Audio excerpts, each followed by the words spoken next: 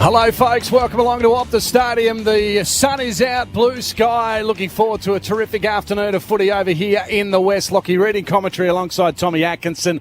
And our experts, have a look at them. They're all dressed to impress because I think they've got some special things to do this afternoon. Andrew Embley, Xavier Ellis, welcome to you both. Good on you, Lockie. Ready to call a good game of football. Good afternoon to our Triple M listeners. Should be a good game, this one. West Coast have certainly turned the corner in the past 3 weeks for mine, and Carlton lost 2 out of their last 3. So you're not writing this one off. I think This West should be a Coast good are game. a genuine chance. Nick Natanui had a huge impact on the game last week, so I think second week up, I think he can be better. West Coast midfield starting to find a little bit of football. Kelly outstanding. Shuey's been solid, so they're up against a very good team, though. We know that the Carlton midfield are probably as good as anyone when they're up and going, so they do bat really deep through that area. So, again, I think whichever team can win that footy, through the middle of the ground, get the game played in their forward half, because as we know, both forward lines are really dangerous. X-Man, how are you? I'm well, mate. Very well. About to go walk into a suite. Welcome some fill the pockets a bit? No, absolutely not. No. Look after okay. some Triple M sponsors and stuff like that, so that'd be lovely to do. But, company, mate, I'm just looking forward to seeing what Big Harry can do and Charlie Kerner. I mean, last time we were here, we watched Tom Barrass get dacked by 2-metre Peter and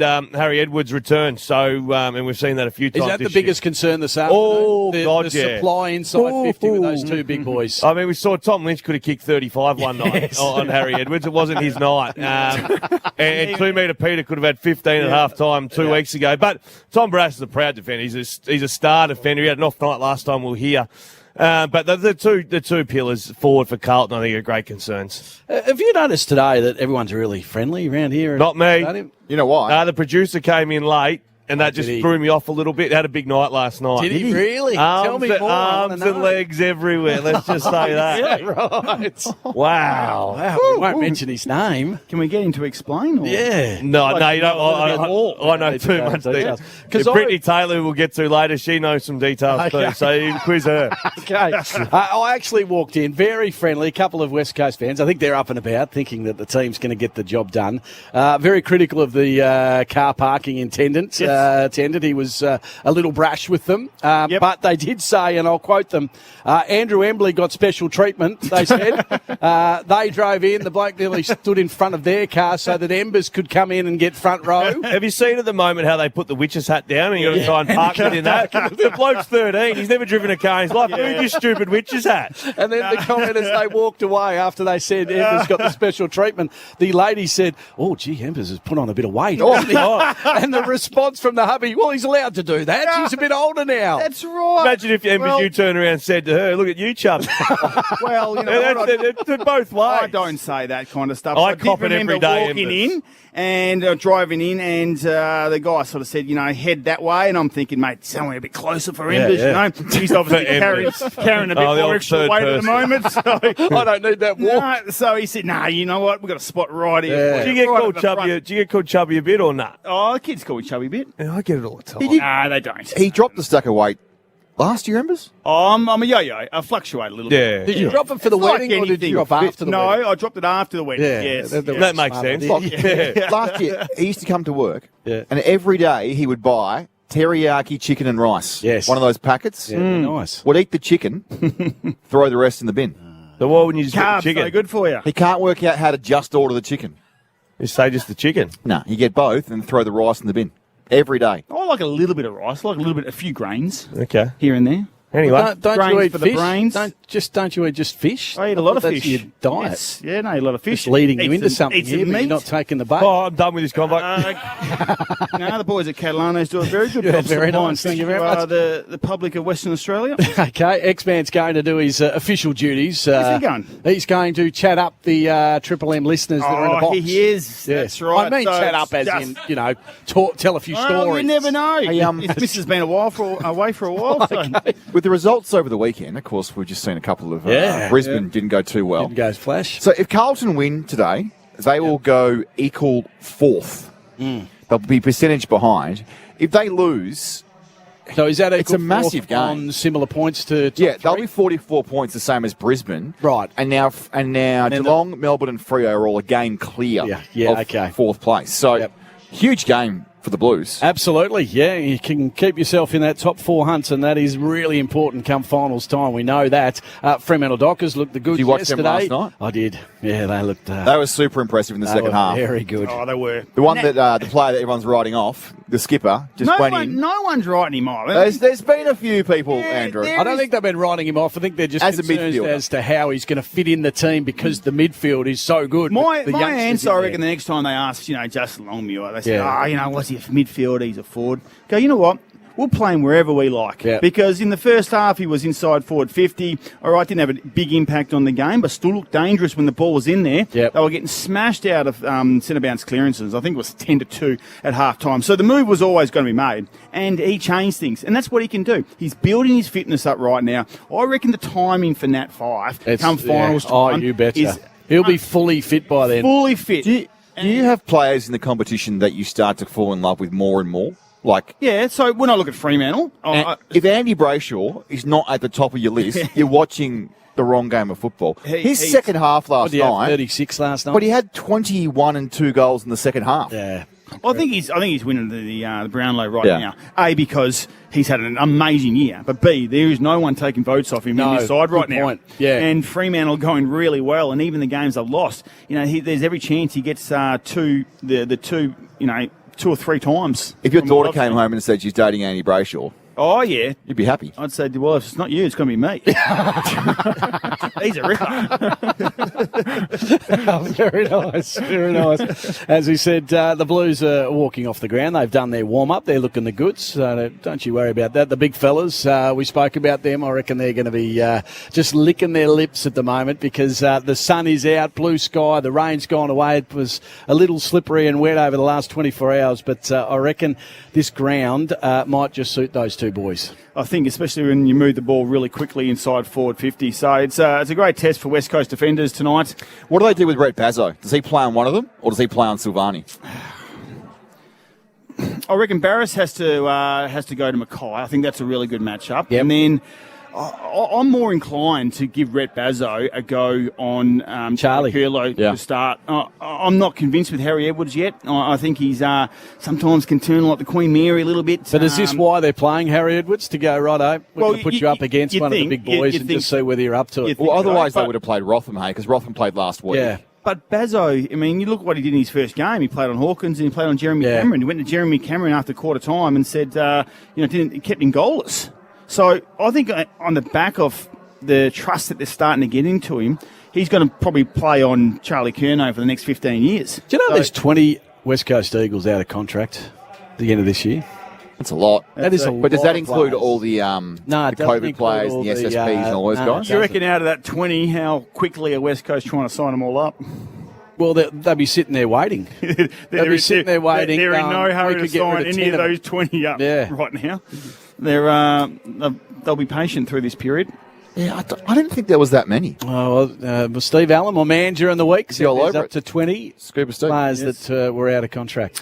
Well, a lot of them are, I'm guessing, like Patrick Naish, those Yep. kind of guys that just So came into the Nash, side. Dixon, Stranatica, Yeah.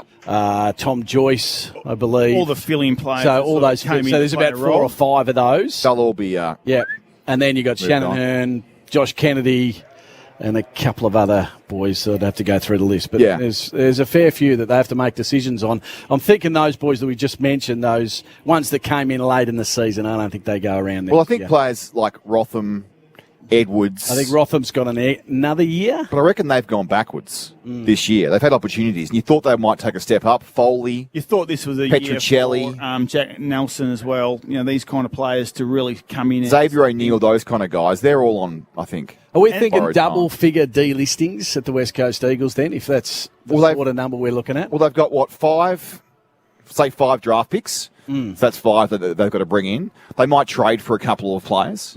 That's 7. You had a couple of guys leaving through retirement, plus all those for the Nations and those kind of guys. List won't be as big next year.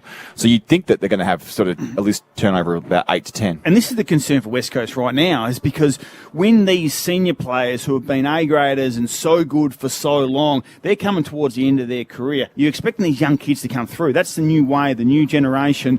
Unfortunately, right now, for West Coast, their best players, their most important players are still their old boys. Yep, this is the Triple M footy preview. Stay with us because I've got something for you in a moment. Look out. The TaylorMade Golf, the all-new stealth driver from TaylorMade with a 60-layer carbon face that delivers unparalleled distance and forgiveness. I'm just looking along the line, and all the journos from the West Embers, they've got their headphones on because they listen to Triple M pre-game just to get the quotes. Yeah. What have they got? So something special, you reckon? We're going to deliver something for them. Are we? All right. So look forward to I can see the headline now. Former West Coast Eagle champion, 2006 Norm Smith medalist says Shannon Hearn should play on or not play on. Shannon Hearn should play on, yes. There's the headline. Yep. See, look, they're typing away now. There you go. Just feverishly typing away. Quiet day. Yeah. You reckon he should play on? Yeah. I'm thinking the club's got to make the decision and just go, we've got to move on. We love you. You've been a true servant of this footy club. It's time to move on. I reckon he gets another contract. Yeah, I think he gets another contract. Whether he plays every game, I think JK is the one. JK is the one who I think potentially could play on. But it sounds like he's absolutely... No, he's mentally not there. He's mentally gone. His body's, sort of starting to... He kicked 5 goals 2 weeks Yeah, ago. what happens if he kicks 5 goals today against his old club? Yeah. You reckon he might start to change his Nah, mind? I think he's done. He's done. It's a good way to go He's said out. it a few times that he's done. Gone. And I think next year, with him out, it gives an opportunity for Oscar Allen to stand up inside forward 50. Jack Darling, hopefully a full pre-season. So do you play Oscar at centre-half forward and then Jack at full forward, or do you go the other way around? I'm sort of feeling Oscar's a better centre-half forward. Bit move around the ground and time for Jack, maybe at his age, to I think slide with into where full the game's forward. played now, there's no real sort of full forward, centre-half forward role anymore. It's the two big key forwards working together. One leads up, the other one sort of sucks in behind, and vice versa. They almost spin a lot. Yeah, there's been a bit of talk about trading Jack Darling, and I can see why people think he might be able to get a good asset for him. He's 29-30. The Western Bulldogs are a team like that. Their problem next year will be if they trade Jack Darling, all of a sudden they lose him and Kennedy. Yeah. And then Oscar Allen, coming out for foot injuries, 23, and he has to be the forward because there is nobody else. I don't mind that because the reality is you're not going to win a premiership with Jack Darling in your side. But Oscar's going to get double-teamed, triple-teamed and be... Jack said in an interview on the website he could be around for up to 7 years. Well, there you go. He might be part of their premiership. I still think Fremantle are a really good fit for Jack Darling, especially if Rory Lobb goes next year and they're in a real window. Can't afford him after they pay your man. Luke Jackson. Yeah. Signed, sealed, delivered. Well, you know what? You have Luke Jackson in the ruck and you send big Sean Darcy inside forward 50. Sean Darcy's a good forward. Yeah, he is a good forward. A couple of experts in the East said they should maybe trade Sean Darcy to get the picks required for Luke Jackson. Yeah, I don't think you're doing that. I think Sean Darcy's a ripper. He's second up. It's a good combo, isn't it? Darcy and Jackson, I would have thought. Absolutely. Because as you said, Darcy can play, say, 60-40. Yeah. But the big question is, does Luke Jackson want to be the number one man? If he wants to be the number one man, it's this club the thing is, we haven't really seen Luke Jackson as number one man yet because he's been in the shadow of Max Gordon. Maybe he's not. Maybe he's not number one man. Yeah. I think he was a couple of weeks ago. He played on. He his own. showed a was bit fantastic. when he's played by himself. Yeah. But this is the club West Coast. If he wants to be the number one man, because you come here, Nick Nat's got one left. If I'm Jackson coming to West Coast right now, though, I think West Coast rebuilds 3 or 4 years. He's at a good club in Melbourne. If anywhere, Fremantle, I'm not sure if he wants to go through 3 or 4 tough years by coming to West Coast. Yeah. Before you know it, you're 25 and 26 and you've had no success. Ream Hot Water looking after us this afternoon. Built tough for Aussie conditions when it comes to water heating. Ask your plumber to install a Ream. Great to have you back, X. Is that Luke Jackson? Yeah. Just talking about? I'd be careful. Well, we'll get your thoughts. Because the West, they're still listening. They want one more quote from the experts I'm here at out. Triple M. For McDonald's and Ream Hot Water, Triple M rocks footy. The Triple M footy preview for the all-new stealth driver from TaylorMade with a 60-layer carbon face that delivers unparalleled distance and forgiveness. From Ream Hot Water and McDonald's. Triple M rocks footy. Triple M rocks footy in 3.5 minutes.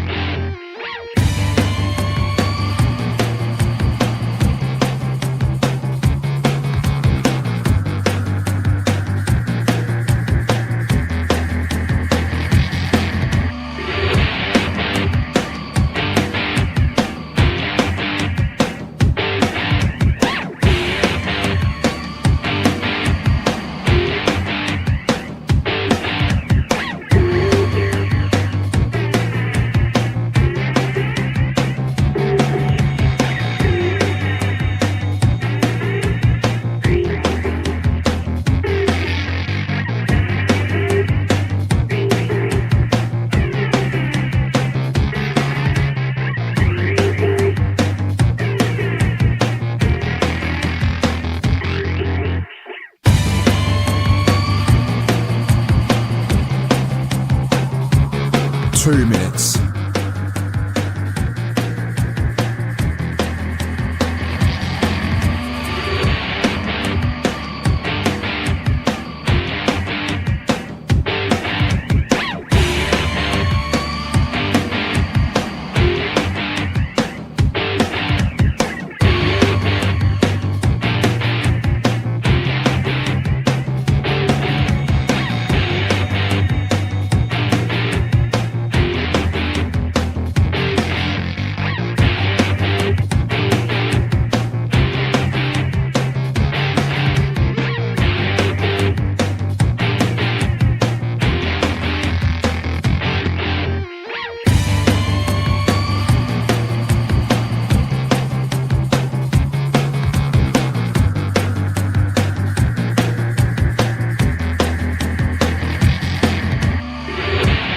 One minute.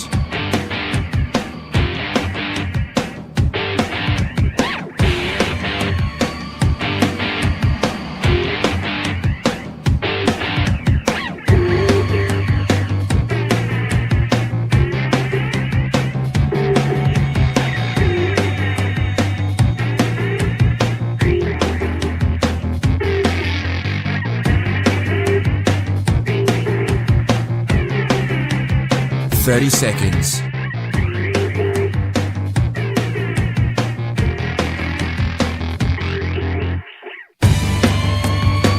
20 seconds.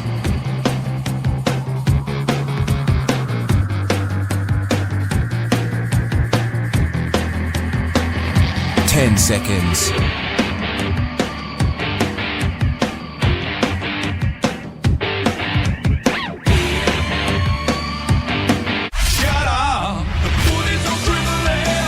'M Rocks Footy.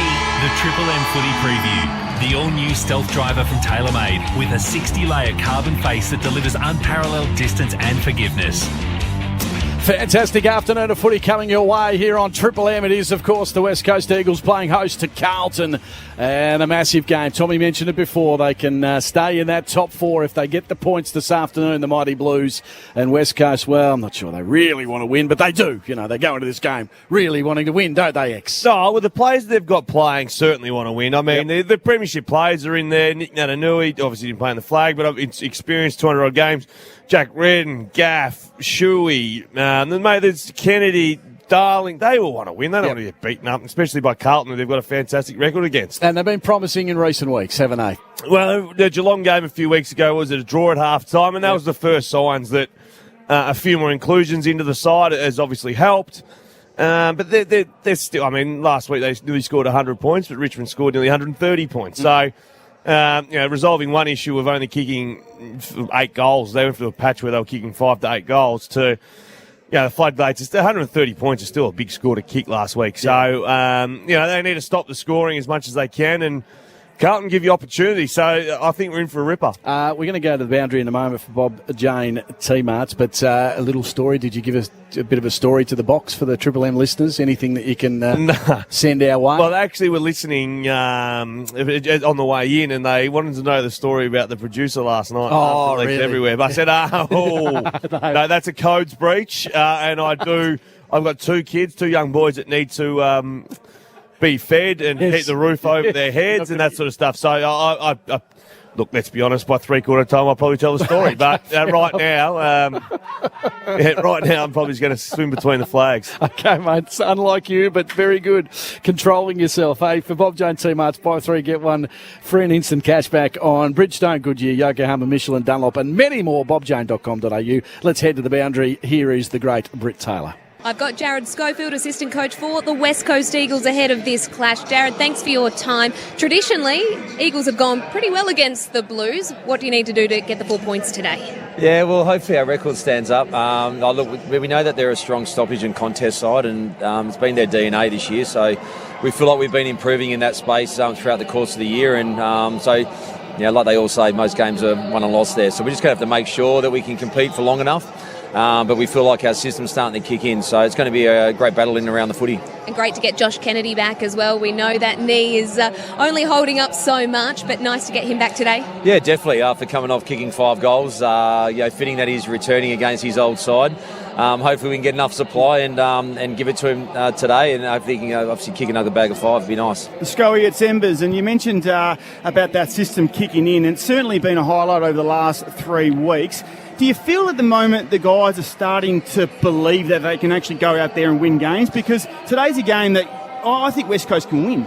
Yeah, definitely, Embers. I think I've said it on other stations, is that we actually getting some continuity with our training, and having key personnel on the park makes a massive difference. And when you perform well against the top sides, and we did that against Geelong a few weeks back, and you see how well they're going, it does give you that inner belief that the system is sound and does stand up against the good sides. And we know that personnel makes a massive difference, and we feel like we've been playing some good footy. We want more W's, obviously, on the board, but and hopefully today we can get that win. I know we harp a lot on Nick Nat, but you saw the impact that he had when he came back into the side last week. I played with him, I watched a lot of footy. I'm not sure if I've seen a player that's more important to their side than what Nick Nat is to the West Coast Eagles. Yeah, you're definitely right, and I'm sure you would have got fed a few times, mate, playing midfield with Nick. Seeing him last week against Richmond, the work that he did as centre bounce, midfield's obviously reaped the rewards of that, and our third quarter was very, very good last week from a centre bounce point of view. And he's a tremendous player, and he's come back in good shape, and he played really well, and hopefully he can step up again for us today. Scully, Xavier Ellis up here, mate. Thanks for joining us. Carlton, 2 good key forwards, obviously Big Harry and Charlie. How do you see that matchup? Edwards and Barrass are going to have a big day ahead of them. Well, it will be a big day for him if we obviously give him too much supply. So, as I said before, we've got to make sure that we compete for long enough and hard enough around the stoppage and contest, and make sure that their delivery is under a lot of pressure, and that we support those two guys, but also our back six, and making sure the supply isn't free-flowing. So if we can get our job done up the field and obviously play a bit more sort of forward-to-centre football, well, hopefully the supply isn't as efficient as what they've been obviously getting in the past. Sam Walsh has got an incredible running ability. He's been coming off half forward and also doing plenty of centre bounces as well.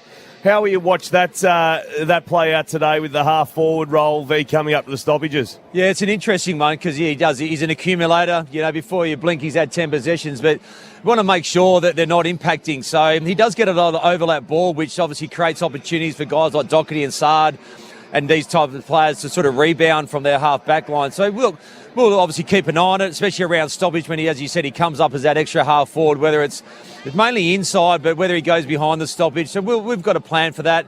But we expect our midfield unit to get it done. Keep an eye on him once he leaves stoppage, and make sure that he doesn't, as I said, doesn't create that overlap opportunities for Sard and the Doherty types to get their Carlton ball movement going. Just watching the captain warm up down in front of us as we speak. 11 clearances last week. It's good for him to find some footy, but also the team be competitive as well. Luke Shuey's held his head high throughout the tough times, but also at the moment he's playing some good football. Yeah, it's fantastic to see. Obviously he's our leader, and obviously wears his heart on his sleeve, and he's very, very proud man and how he performs. And his connection last week, as you said, with Nick Nat and obviously TK and around the footy. Redo's done a tremendous job this year as well.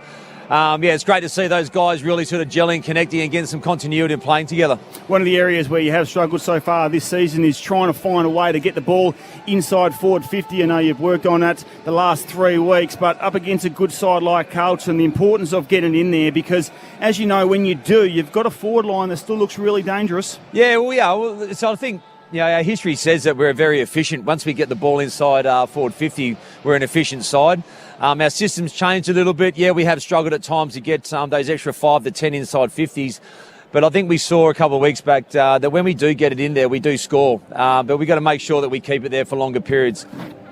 Mate, Andrew Gaff, he's found so much footy throughout his career out in the wings. He's been playing a bit inside, a little bit outside. How have you seen Andrew Gaff's season so far? And today, a perfect day for him. Carlton like to share the footy around and provide opportunities for opposition midfielders. Andrew Gaff's role today, but also throughout the season so far. Yeah, look, I think today he'll get a great opportunity, obviously, to play once again outside on the wing, in and around the stoppage, that sort of clearance type player. And look, his form and I suppose his run is building. It's probably by his own admission, it's probably not at the level that we expect of Andrew Gaff, but he's had to deal with some things over the course of the year behind the scenes in terms of just making sure he can train, and had a couple of little niggles early on in the season. So, like a pro that he is, he's building nicely, and and obviously he's had to carry a massive workload as well throughout the year when we didn't have the Shueys and the Tim Kellys playing.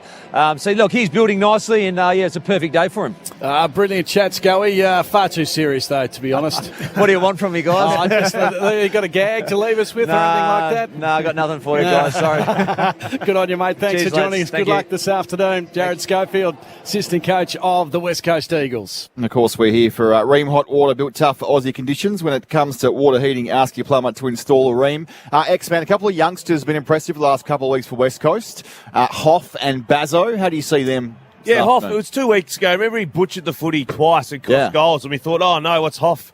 He's sort of well and truly out of place. But that was the two stuff-ups that we've seen, and since then he's been composed, found the footy, he has a crack. I think he's been up on a wing too. out on the wing. Yeah, been roaming out in those wings. So he's been a great find for West Coast. They need as many kids to find as possible. Campbell Chess is the one they talk about, the first-round draft pick that has been injured all season.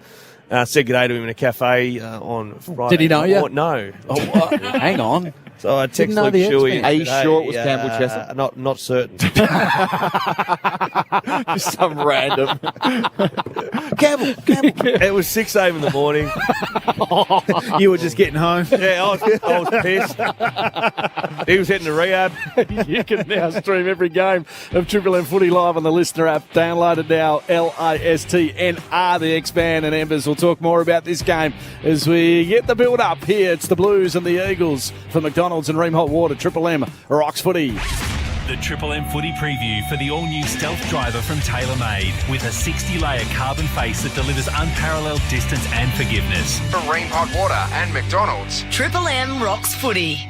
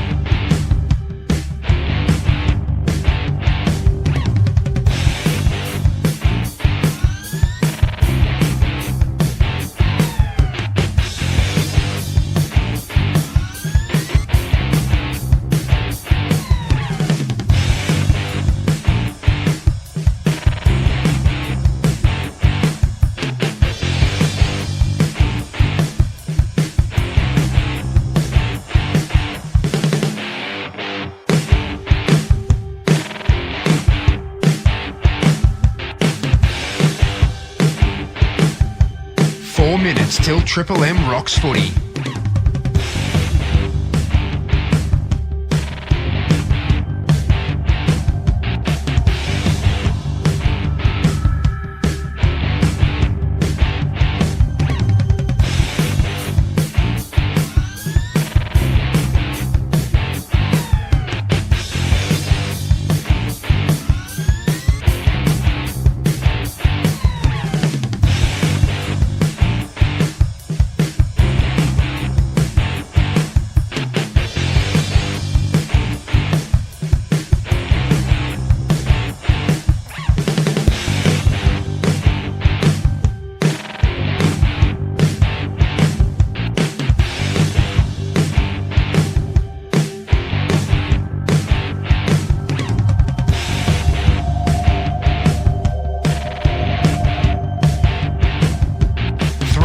Till Triple M rocks footy.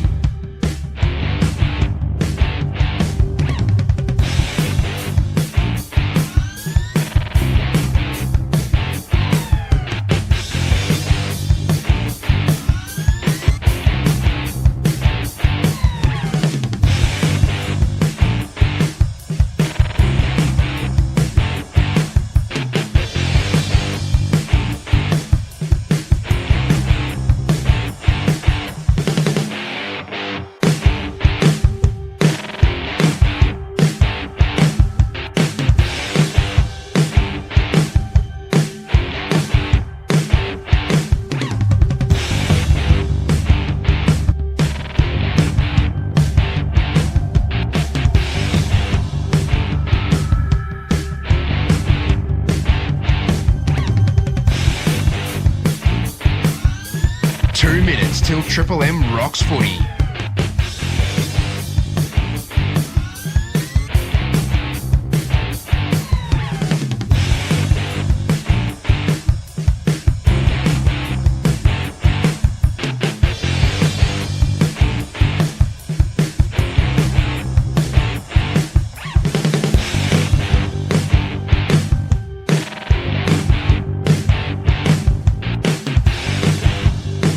Seconds till Triple M rocks footy.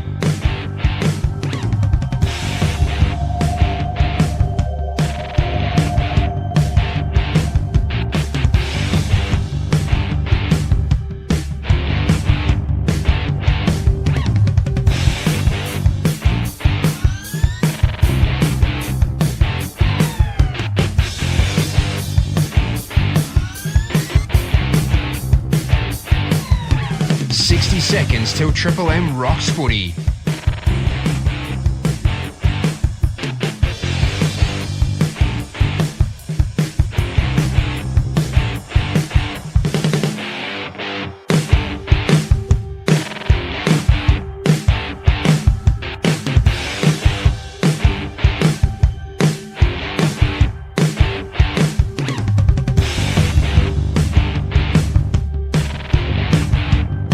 Seconds till Triple M rocks footy.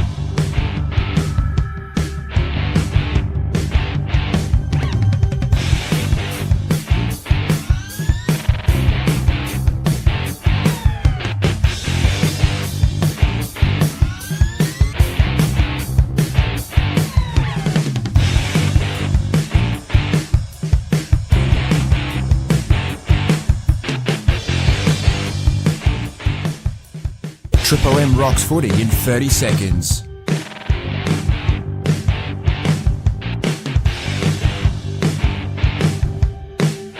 Twenty seconds.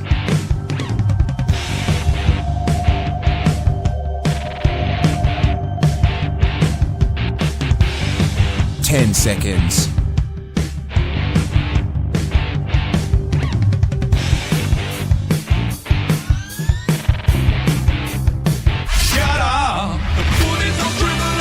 'Triple-M rocks footy.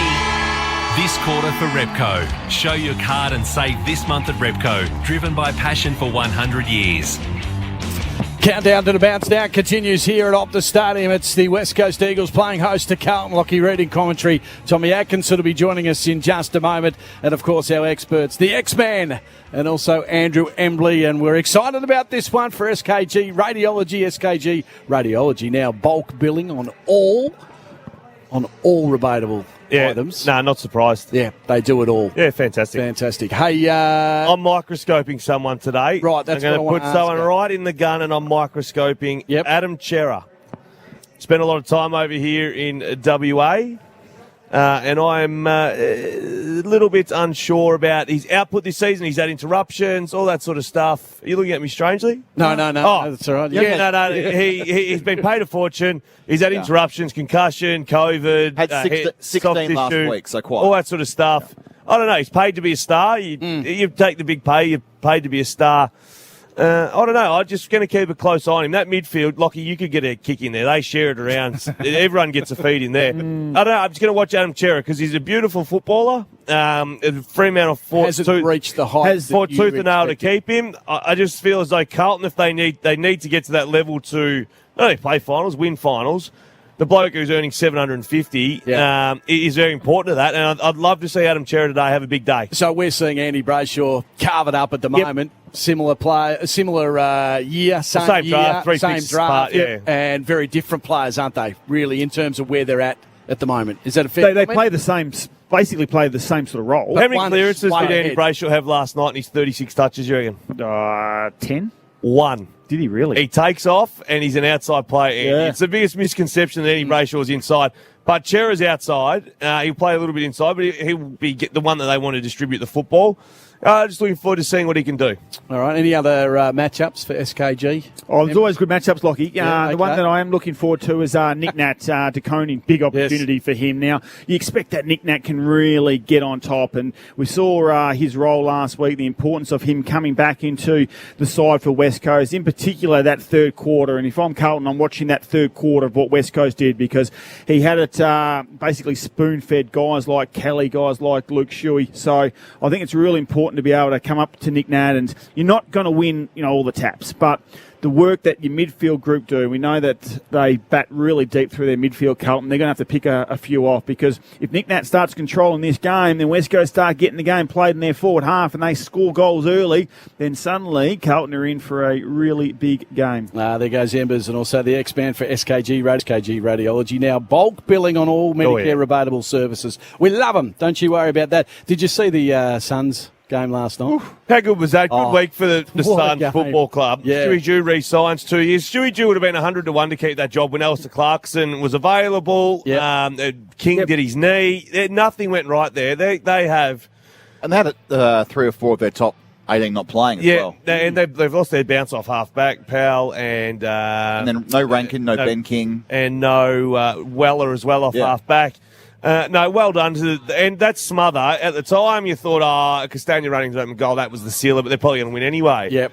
It's amazing how that comes back now. Noah Anderson's an elite midfielder. Oh, mate, it was just an unbelievable... If you weren't a Richmond supporter...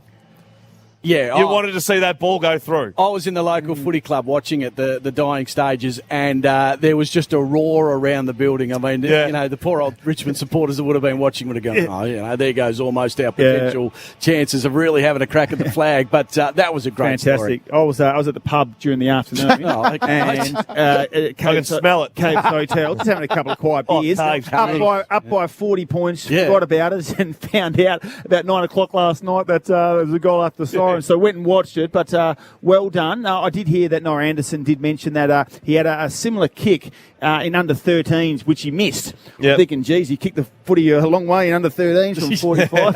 But anyway, flushed it. The Suns. Carmichael Hunt kicked a goal after the siren. Yep. Tom Lynch kicked one against us, West Coast, one day up there after the siren. Now, Anderson's done enough. They've done some after the siren damage, Gold Coast. Yeah. I need to get some stats on that. That was real special. It was a great game. Leachy's winding me up. Yeah, okay. Or he's doing a little cowboy signal like last night. Yeah, producer Leachy. Hopefully it didn't cost you too much, Leachy. Oh, now, This come is on. the Triple M footy preview. The TaylorMade Golf, the all-new stealth driver from TaylorMade with 60-layer carbon face that delivers unparalleled distance and forgiveness. You folks are listening, members. Please, Mum and Dad are listening. Yeah. All right? No more of that behaviour. Cash is king. You don't want to waste it these days, Locke.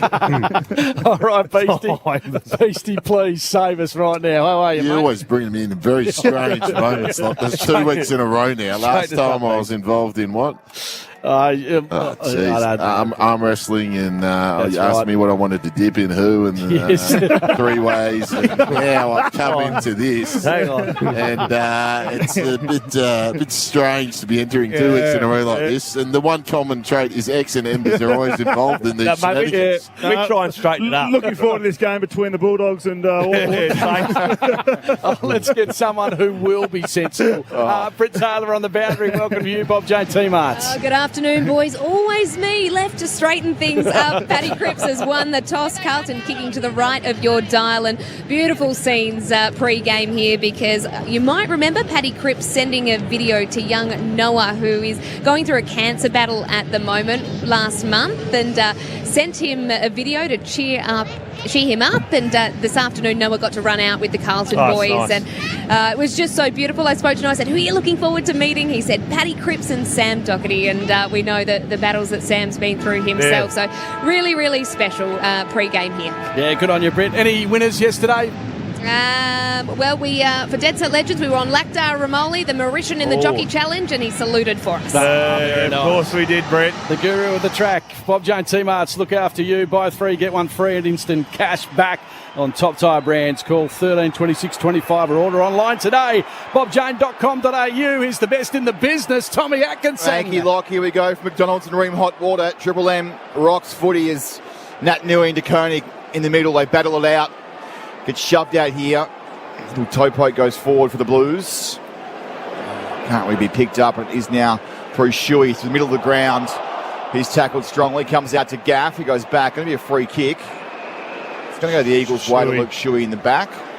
Takes it nice and quick. Comes into the middle of the ground. Hits up Rioli. The run from behind him comes from Petreski-Seaton. His kick's dangerous. It's touched, but Hoff did well. He gathered it and then it's a shank. We talked about his kicking X, and that one lets him down. Poor kick. Josh Kennedy had a clear leading lane then. Just a 40-metre, reasonably easy kick. And Kennedy would have been having a shot for goal. Instead, Paddy Cripps got the ball in the middle of the ground. Paddy's got it from the short pass from Hewitt. We've gone around 40 seconds in this game. And Cripps plays on, kicks towards centre-half forward. Silvani's there, had a bit of a fumble though. Rioli had to lay the tackle that was important in the defensive half of the ground. We'll ball it up. Petreski-Seaton's played a few different roles for West Coast this year. He's starting half-back right now, so that's a new one for him. Against his old mob, of course. Great one-hander by Hewitt. Then he just couldn't get the hand pass away. Here's Shuey has to go back and get it. Kennedy falls over the top of him. Could have been a free kick to Shuey there. He tried to lay off the hand pass to Gaff, and he's on his hands and knees. And we'll have another ball up, 45 out from goal, heading towards the Blues end. Trying to get him to replace, I reckon, Elliot Yoex. Oh, good one, Tommy. Down there in defence. So Hoff goes in here. Clearance comes Hewitt's way. His hand pass, though, goes towards Cottrell. He picks it up and does well. And the kick goes inside 50, up on the lead. Comes the big man in Curnow. The ball came from behind. The hand pass goes towards Fisher. He's tackled high. Free kick, 25 out straight in front, the Blues way. Yeah, good start. Some key matchups at the moment. Barris has gone to Mackay. Edwards is on Charlie Curnow. And at the other end of the ground, Wiedemann, back in the side today, has got Josh Kennedy. Zach Fisher. He's become a goal kicker, Zach Fisher. They're 13 this year, 15 games. The small man. WA boy, of course. So he should put this one straight through. He'll kick it from about 30 straight in front. Petreski-Seaton's on the mark, waving his hands around. The Zach Fisher for the Blues. Straight in front, and he kicks true. Good start for Carlton. They get their first 2.5 goal in the first term, 1 straight 6. Triple M Repco scoreboard. Show your card and save this month at Repco. Driven by passion for over 100 years. They've got a huge following over here, the Carlton Football Club, and you just heard that with that roar after Zach Fisher kicked the goal. We've seen a lot of great WA players go over the VFL. No, McCouple. Bazasto. Yes, good player, Bazasto. A second one? I met a premiership player the other day, Carlton from the 70s, living in Perth now, doing some stuff in Indigenous. Well, Richard Dennis played for not Carlton. I'm thinking of. Name has escaped me. Earl Spalding. Spalding, of course. He's a premiership player in 95. Yep. There's been a lot. There have been. So we're in the middle of the grounds. Bounce of the footy for Koning, jumping very high and then landing on his back, but he's okay, which is good. Hewitt out of the middle, kicks inside, attacking 50, a little bit of holding on. It'll go Bazzo's way. He's up against Silvani. That was a big leap from De Koning.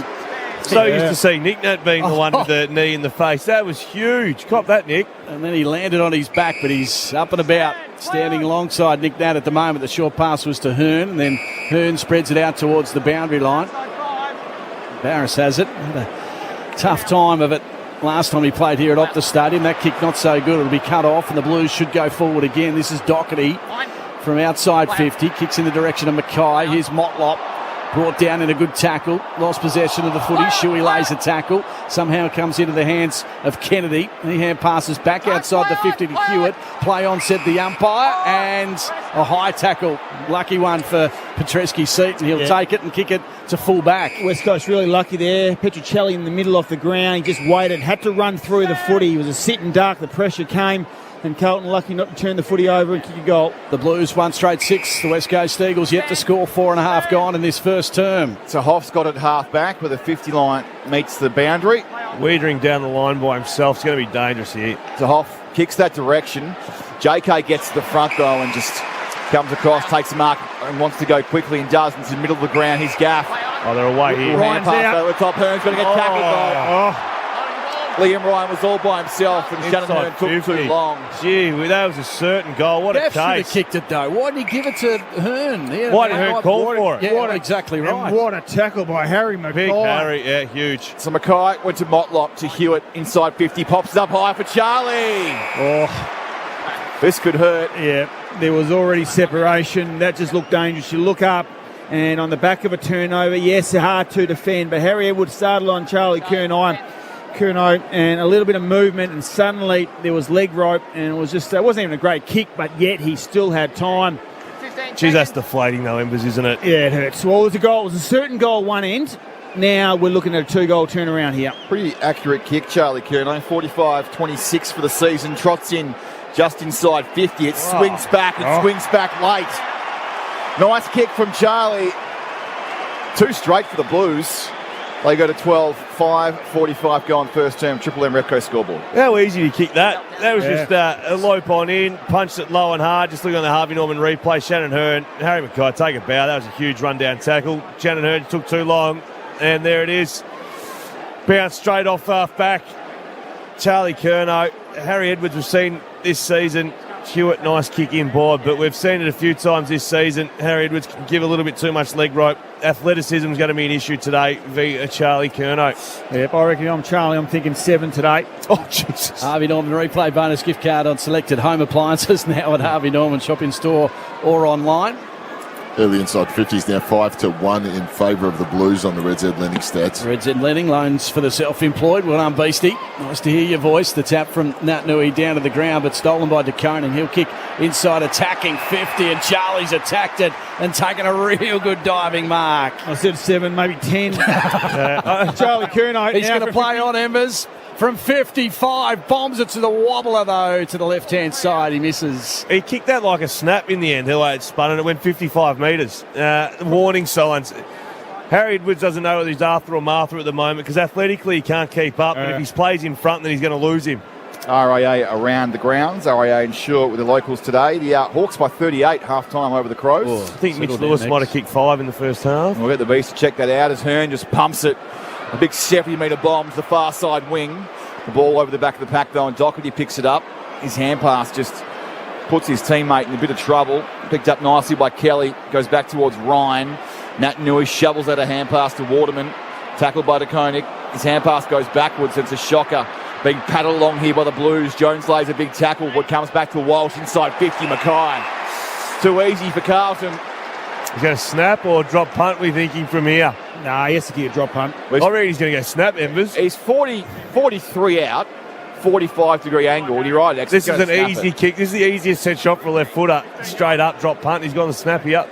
Belly of the football's the issue, can be. So he runs around, snaps, it curls, and it curls through. Never in doubt, Big H.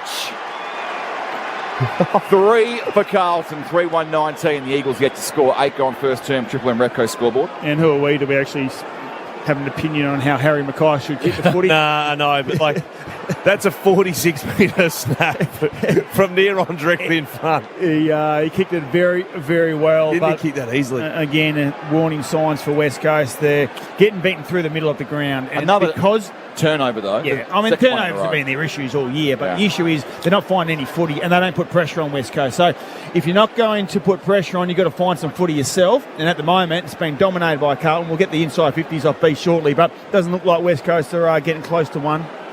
Yes, and they're losing on all terms, Embers, as you said. So clearances 4-0. Centre bounce clearances 3-0, and inside 50s now 8-0 on the Red Z Lending stats. Ooh, it's cold out there today too. Liam Ryan, freezing out there.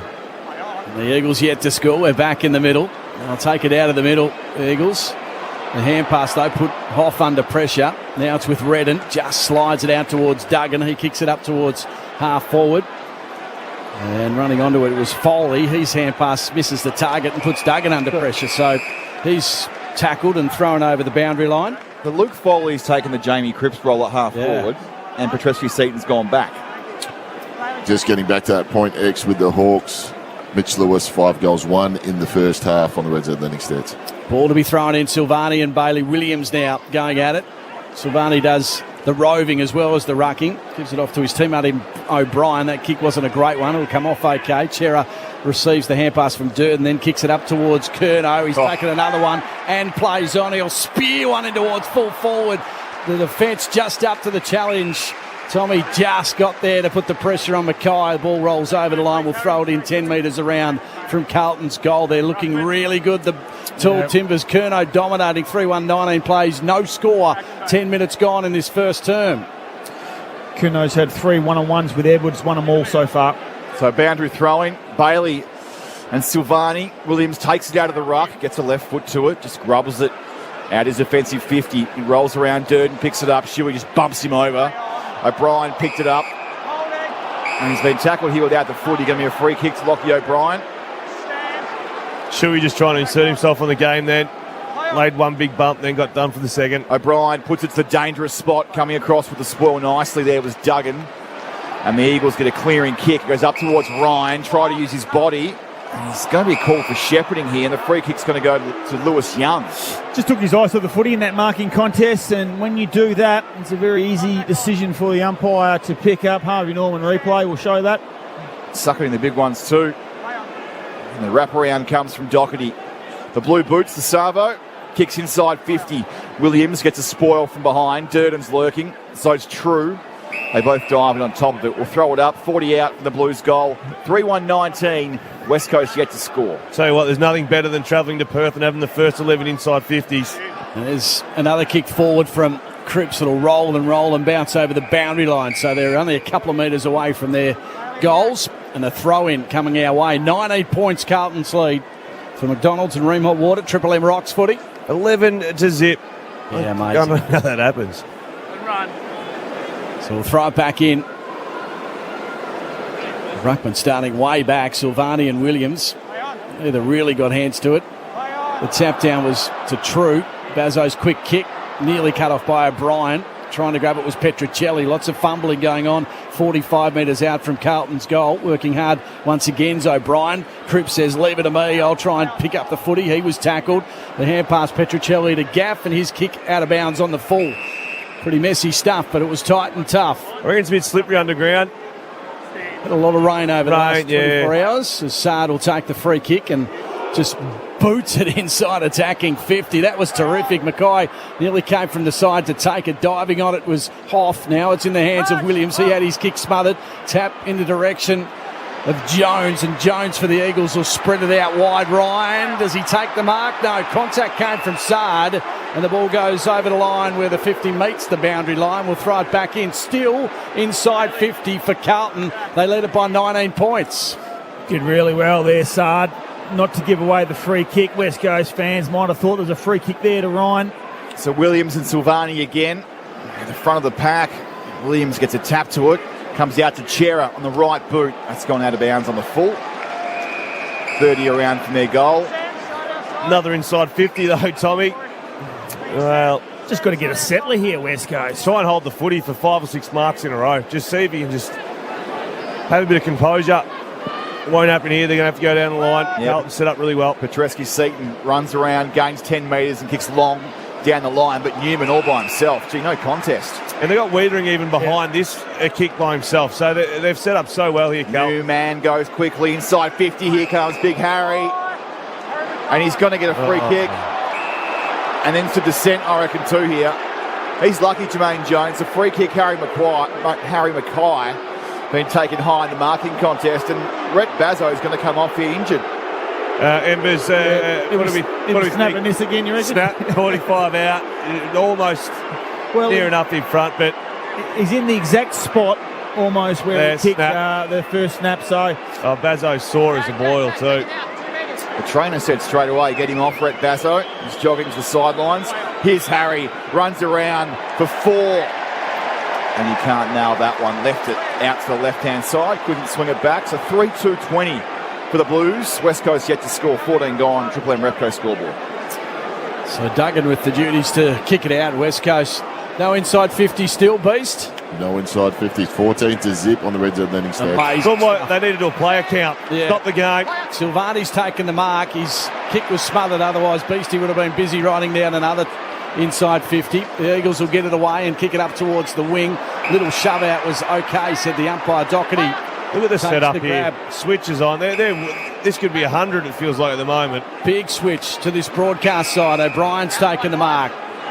Just forward of the wing. He'll kick inside attacking 50. Duggan read it best, though. Good mark in his defensive half of the ground. Liam Duggan need a big game from him. He goes short to Hoff. Still 20, 30 metres out from his defensive goal. Hands it back to the run of Duggan, who runs around behind him and he chips it out wide towards Gaff. Haven't really moved the ball forward, but still with the ball in their hands, West Coast. Wiedering by himself, 50 metres. If this goes down the line, it's going to land and get punched straight out anyway. That's where it goes, X. It's a little shorter, though, and Short, Nick Nui read it best and takes a handy mark. Eagles fans happy with that. Probably lucky it was short. Got someone running past. Petreski-Seaton delivers, nearly runs into trouble, then lobs a hand pass out in the direction of the wing. Gaff will gather and then go backwards 30 metres. The fans will storm the ground in a moment. I'm going home, Locke.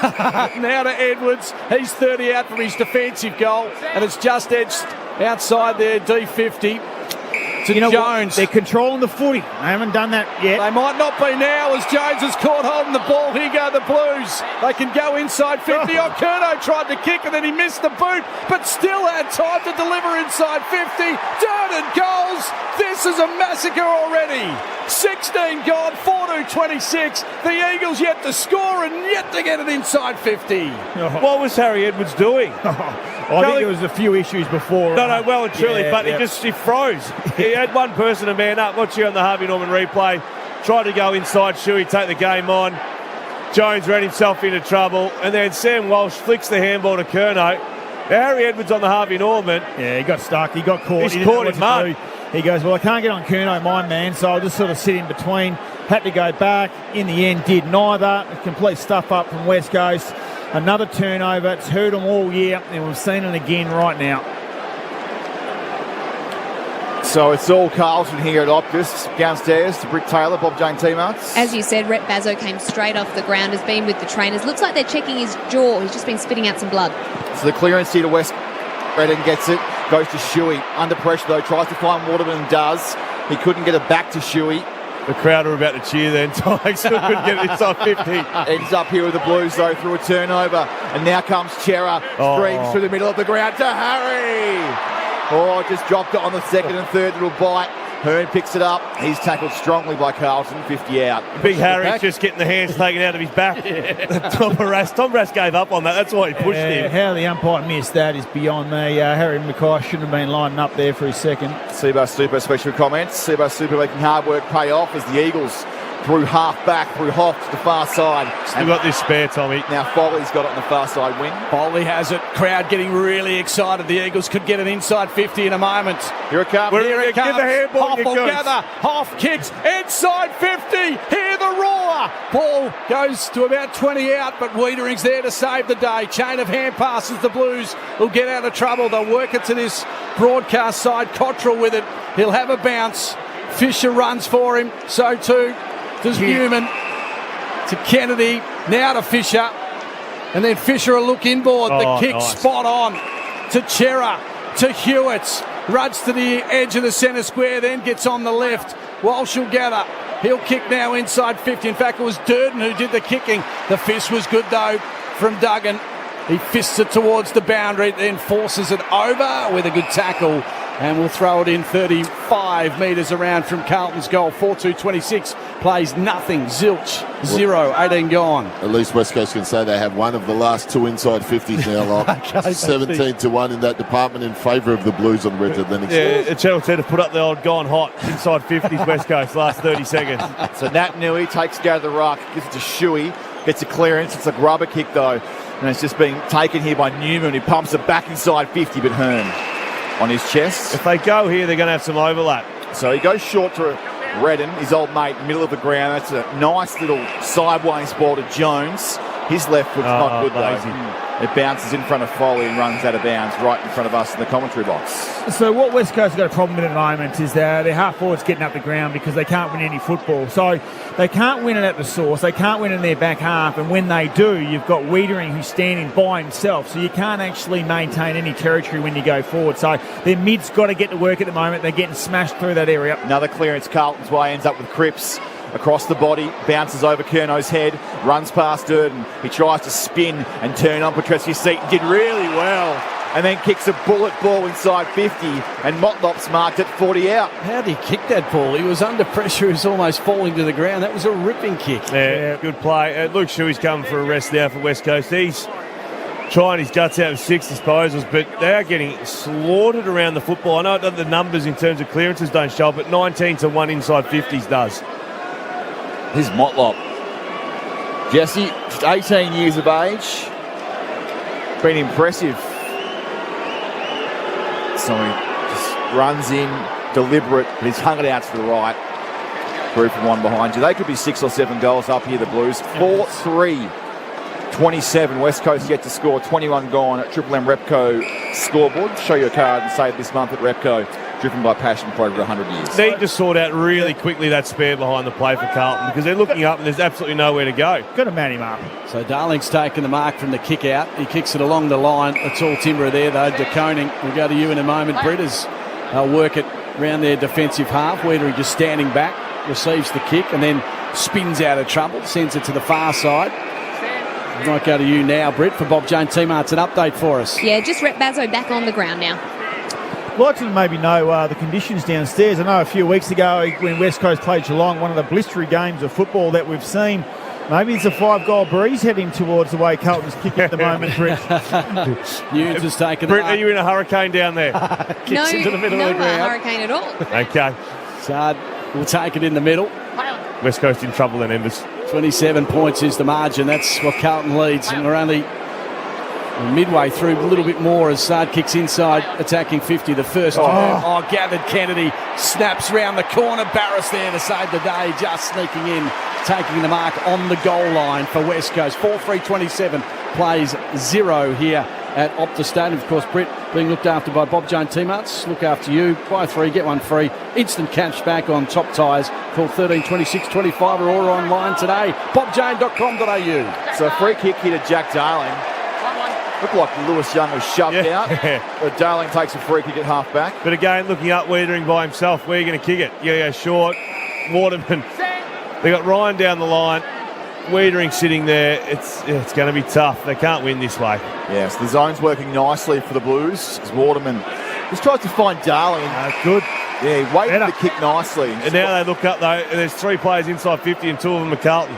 Both by themselves, DeKoning and Lewis Young back there. And Nick Nat's the only one called Timber. It's a dangerous kick to the middle of the ground. Petreski-Seton has to go and does. He just sat it on his head. Turnover footy. Durden's going to try and find Newnes here. The veteran's going to run. He runs the foot race. He's running back here with Harry Edwards. What's Harry going to do? He stands tall, though.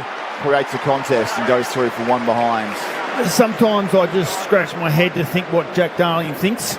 And that decision to kick the ball 45 metres into the middle of the ground, just beyond me. Like, just the air time, there's so many people around. It was never going to get to his targets. No. Hey, it beats Tim Kelly off 40 disposals last week. I can't even see him on the ground as we speak. 1x and a -2 in metres gained, if that means anything at this stage on the Red Zone Learning Stats.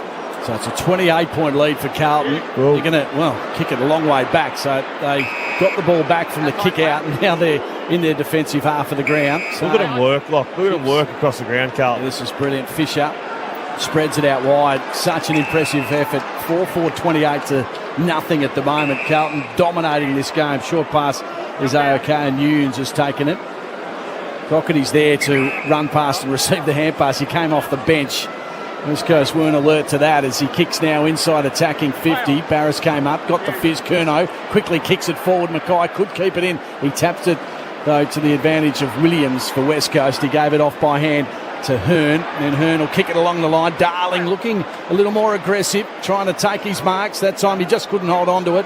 Now back into the hands of Doherty. He slams it inside 50 again, and Curnow, far too easy, jumps in front and takes a really good mark. 45 out. Simo's had enough. He's going home. Inside 50 count, please, Beast. 23-1 in favour of the Blues. That'll do, mate. I'm done. You're done. I'm going to a block. 4-3-5. Free piss. You know, I see that, though. Like, you got Harry Mackay and Charlie Curnow. Both of those players could have marked it. Take your pick. Barris and Harry Edwards were both 15 metres off. So Curnow, we're right behind it. He'll kick from 45 and sends it straight through the middle. This is big. Really impressive. A second for Charlie and a fifth for Carlton. They're 5-4, 34. West Coast 0, 24 gone. And that is on the Triple M Repco scoreboard. And, of course, pop into Macca's because I did this morning. Big 50th celebration for my wife during the week. We went to Macca's for Happy birthday, Sue. Yeah, Sue's 100% Aussie Angus beef. 50. 50, yeah. Jeez, you look a lot younger 40, than that. 35. Yeah, no. Mate, wow. Actually, I could have got that wrong. I think it was 30. You've done well, Yeah. Box. Be careful, because if tomato. it's 30, then you're in probably illegal territories when you meet, so just be careful. 100% Aussie Angus beef, chunky tomato relish. Catch a mighty Angus at Macca's today. We spread it. There were 7 of us. All had the mighty Angus. Delicious. We love I it. thought you were going to say he shared one. No, we all had Happy one. birthday. It was In a a meal deal. 50th. He spared no expense. That's right. He's not leechy. For McDonald's and Raymond Water. Triple M Rocks footy. The clearance goes the Eagles' way. That's another inside 50. But Carlton, they have all the numbers. Another. There's a second one. Exactly, 2. That's It's 1 2 more minutes than to 1. go in the quarter. They've had 2 inside 50s. The Blues just control possession to Adam Chera. X's man. How's he going, Beastie, Adam Chera? He started off not so bad. 5 disposals. He's obviously listened to X before the game. No, he's Fired going well. up. I'm Reds watching heads. him closely. He's going well. He goes short. Back to Lewis Young. Haven't minded this season this year. Former Bulldog. You haven't seen him today, Tommy. Had nothing to do. He honestly have hypothermia soon. Lockie O'Brien on the far side on his left foot on the wing. Just hits it up. A sprawl came from behind from Petreski Seaton. The Blues have numbers all around the footy. Walsh just pirouettes and then thumps it inside 50. Here's the 2 big men again. The sprawl came from Barris, but Lurk can get the front of the pack. Hand pass comes off towards Hewitt. He's put it in front of Sard. He taps it on towards Fisher. Wants his left side. Has to go right. Tackled. Big Bailey just picked him up and slammed him into the ground. That's better. That's what you want to see from your big man. Put a pressure on. Really strong tackle. West Coast have been poor, not just finding the footy, but with their pressure. Hopefully that might spark something for them. So 34 points, Carlton's lead. The kick along the line, there'll be a free kick, go West Coast way. Kennedy, the Bronx cheers from West Coast fans. I'm going to put the binoculars on Simo at quarter time. This is as bad as we've seen, and they have been disgraceful this year at times. Yeah, if you look at the list that's out there, they should be better than this. For McDonald's and Ream Hot Water, that's a high one in the direction of Darley. He had 2 to beat, couldn't do it. Here's Fisher, just lobs a hand pass. Sard is hovering, tried to kick it off the ground, kicked into Shuey. He lost possession. Darling, at least Darling's having a crack, and on that occasion, he got caught in a ripping tackle by Cripps, and will ball it up right on the logo here in the wing. It's Carlton 5-4, 34. West Coast 0, 27.5 gone in this first term. The tap down, Cripps takes it, hand pass to Chera, another disposal for him, and Shannon Hearn stands tall. He's been good, Hearn, for West Coast. X-Man, what do the Eagles do with Jacob Wiedering just lurking by himself at half-back? Well, they're sending a player into the stoppages, so that's leaving Carlton with the 6 defenders. You just got to leave 6v6 and say, hey, Tim Kelly, 1 disposal's not good enough in a quarter. Luke Shuey's trying his guts out, and let the forwards compete one-on-one. So Gaff kicks to half-forward, Darling up against 2. He's made a good contest and some strong follow-up work. Oh, theatrical. I don't think that was a free kick. Sam Walsh got done for holding there. Tackle without Now the kick ball. it in. Oh, my God. So Jack on across the ground. It doesn't matter anyway. The Eagles are copping an absolute hiding. The Blues 5-4-34. West Coast yet to score. Zilch 0. For McDonald's and Ream Hot Water, Triple M Rocks footy. Stack quarter for Repco. Show your card and save this month at Repco. Driven by passion for 100 years. For McDonald's. Triple M Rocks Footy. 100% Aussie Angus beef and chunky tomato relish. Catch a mighty Angus at Macca's today. Triple M rocks footy in 3.5 minutes.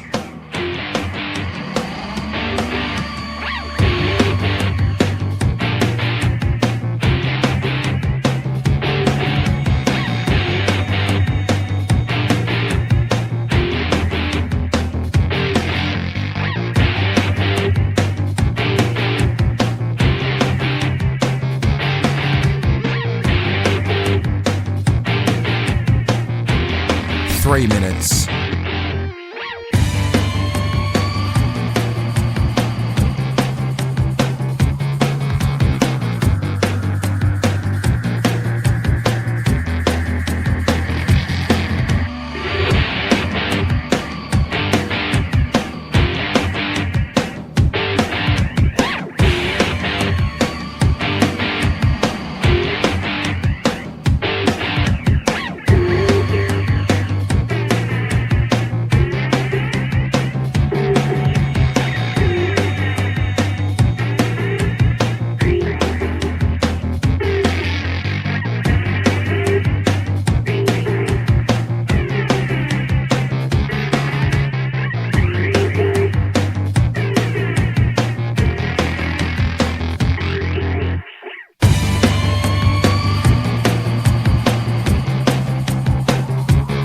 2 minutes.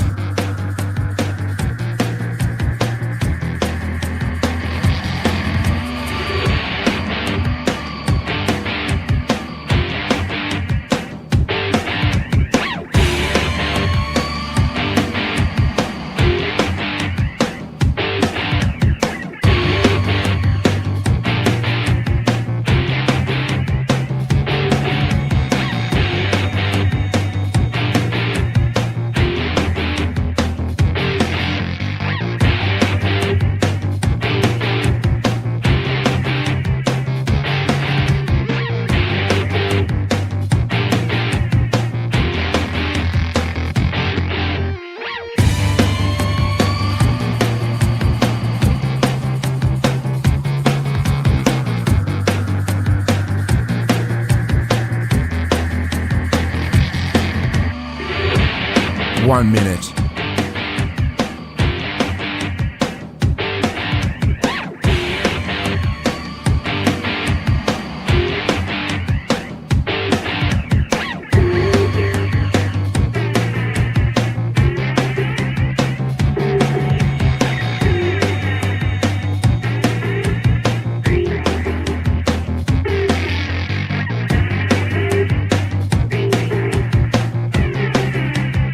Thirty seconds.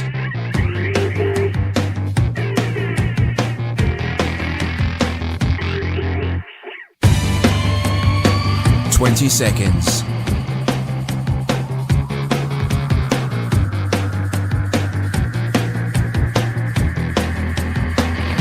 10 seconds.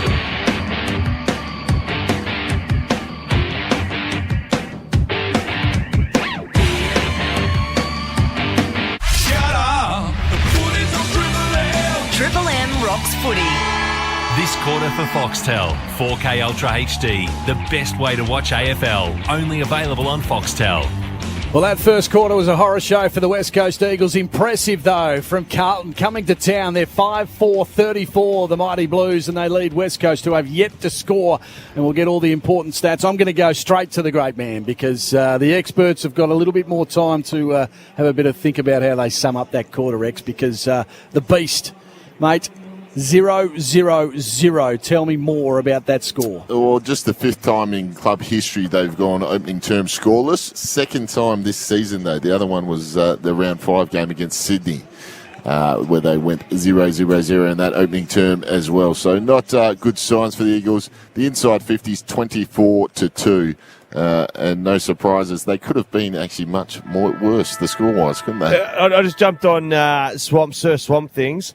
George Hewitt had 7 disposals in the forward half of the ground then. 7. West Coast had 7. In their forward half. 7 to the entire football club. Yeah. George Hewitt alone had 7. And Simo's not happy. Simo blew a gasket. And we've spoken about West Coast and their inability this year to be able to find targets and turn it over. Well, they've had 5 turnovers for 5 goals. Every single one of Carlton's goal in this game has come off the back of West Coast turnovers.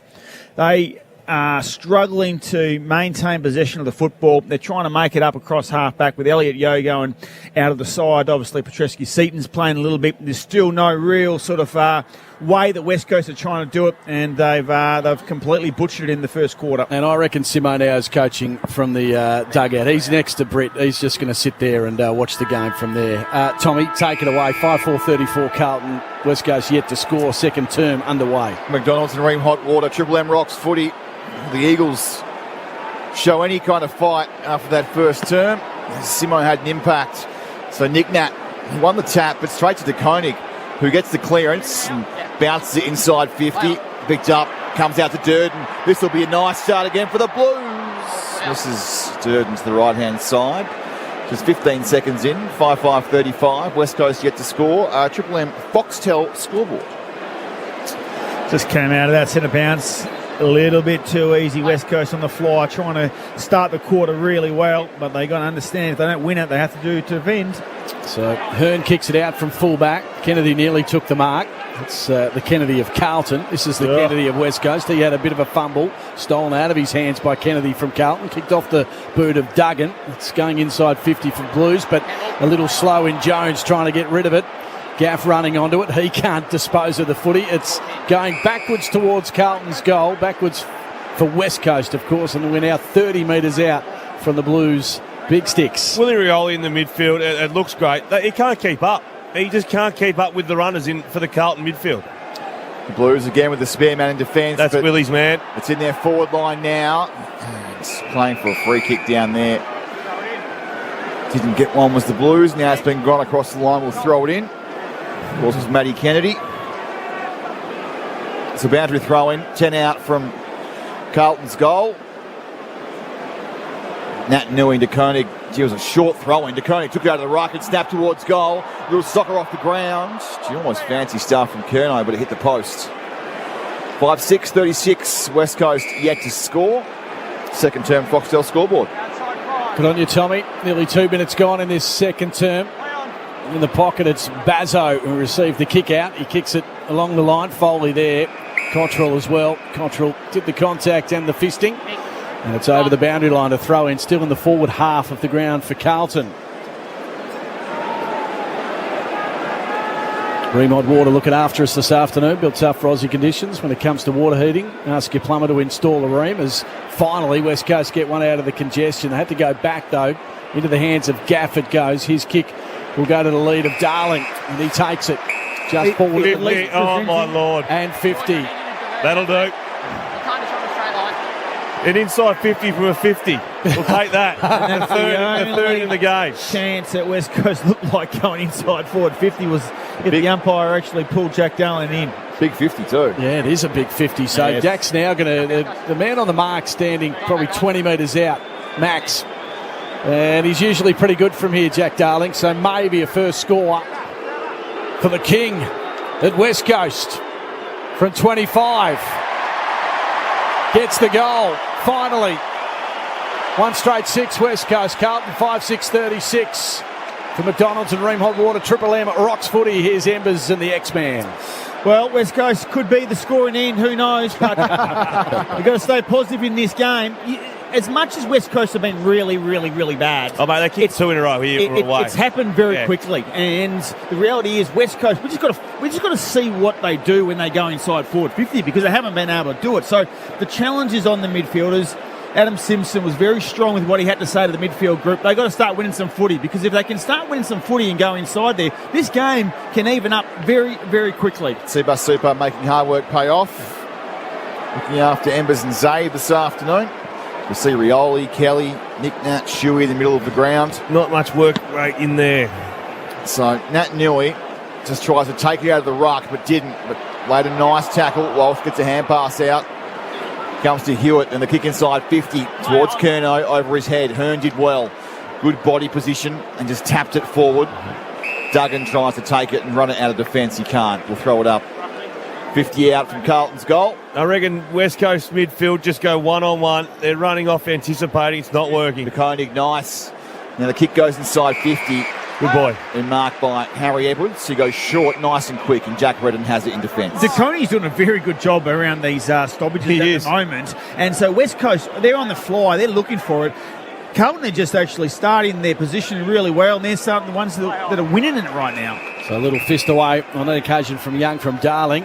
And it rolls over the line. And we'll throw it back in right below us, just near the dugout. Plenty of chat going on between Simpson and Shuey on the boundary line. Talk about how important Wiedering was when he went out. We haven't seen him much over here live. Watching it today, he is just dictating the Carlton defence, but also what West Coast do. Chera back by hand to Fisher, and then Fisher's lefty will go inside, attacking 50, charging out. Great mark, Silvani. Pazzo was right on his tail and was amongst 4 players. Silvani will go back, but he's a long way out. You wouldn't think he'd make the distance here. It'll sink take the a slipper into it.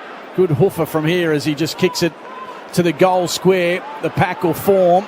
The Eagles players run into each other, and Mackay will kick a goal off the grounds. 3 players ran into each other trying to fist the ball, and Mackay stood down and said, "Thank you very much. I'll have a couple to my name." 6-6-42 to 1 straight, 6-5 gone in this second term. Like, guys running back with a fly to the football, like Barris, it's not brave anymore, it's stupid. Because there was so many numbers around that contest, you actually don't need to do it. And by him doing this, He goes down. He knocks out a teammate. It takes out two. And his opponent, Harry Mackay, kicks the goal. He took out half in the market There was enough contest. numbers there. I just think it's just silly. You don't think about it. I'd also say, where was the ruckman too? Like, Barras has just skittled everyone unnecessary. But where the bloody hell's the ruckman? It's hard not to laugh because that is comedy. Well, what bloke is laughing right now is Harry Mackay. I see him. He's smiling. Thanks, Tom. You did my job for me. 33 goals on the year for Mackay now. McDonald's Ream Hot Water, Triple M Rocks footy. Bailey Williams gets a clearance out of the middle for West Coast. Goes to half forward. Petruccelli in one-on-one with Cottrell. Bounces nicely for Gaff. He goes inside 50. Over the head of Kennedy. Bounces in front for Jack. Can Jack pick it up? Oh, instead it's been taken nicely by Foley down there. Don't normally see him in the forward line. Got it in front of Jack, picked it up, snapped it through for a goal. Well, again, this is West Coast. This is going to be West Coast today. If they can find a way to get the ball inside forward 50, they are a chance of reducing this gap and potentially winning this game. 4 inside 50s for 2 goals. They look dangerous when they get it in there. Just Foley's second goal in his career. 2 straight, 12 West Coast. Carlton 6-6-42. The margin 30.7 gone. Triple M Foxtel scoreboard. Let's go to Brett on the boundary. Bob Jones, T Marts. Oh, we'll go back to Brett in just a moment. She's in amongst the fans. Well, you know she's in the cheer squad. She got to let her do the flogging work and the waving of the flags and stuff before you cross to her. 2 goals. Yeah, maybe she thought she was still in the cheer squad. No, she's in there now. Oh, is she? Yeah.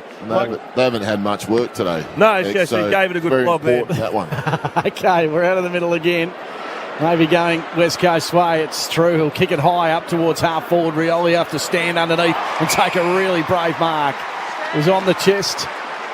He's taken it. In fact, it's Ryan who's taken it. And he'll go short again. And it's Gaff. Just put it in. Don't try to pinpoint it. Just get it to the top of the goal square. Let Bailey Williams bring it down. So Gaff is told to play on. He'll kick it deep inside attacking 50. Pack will form across the side. Kelly couldn't hold on to it. Cripps caught in a really good tackle. And we'll have a ball up. Brett on the boundary. Bob Jones, T Marts. Just a light sprinkling of rain at the start of this quarter. It looks like it's cleared up now, and Eagles have come out of that friendly fire okay. Hoff was sucking in some big ones, but he's all right. So Savani won the tap down. Jack just a little scrubber kick.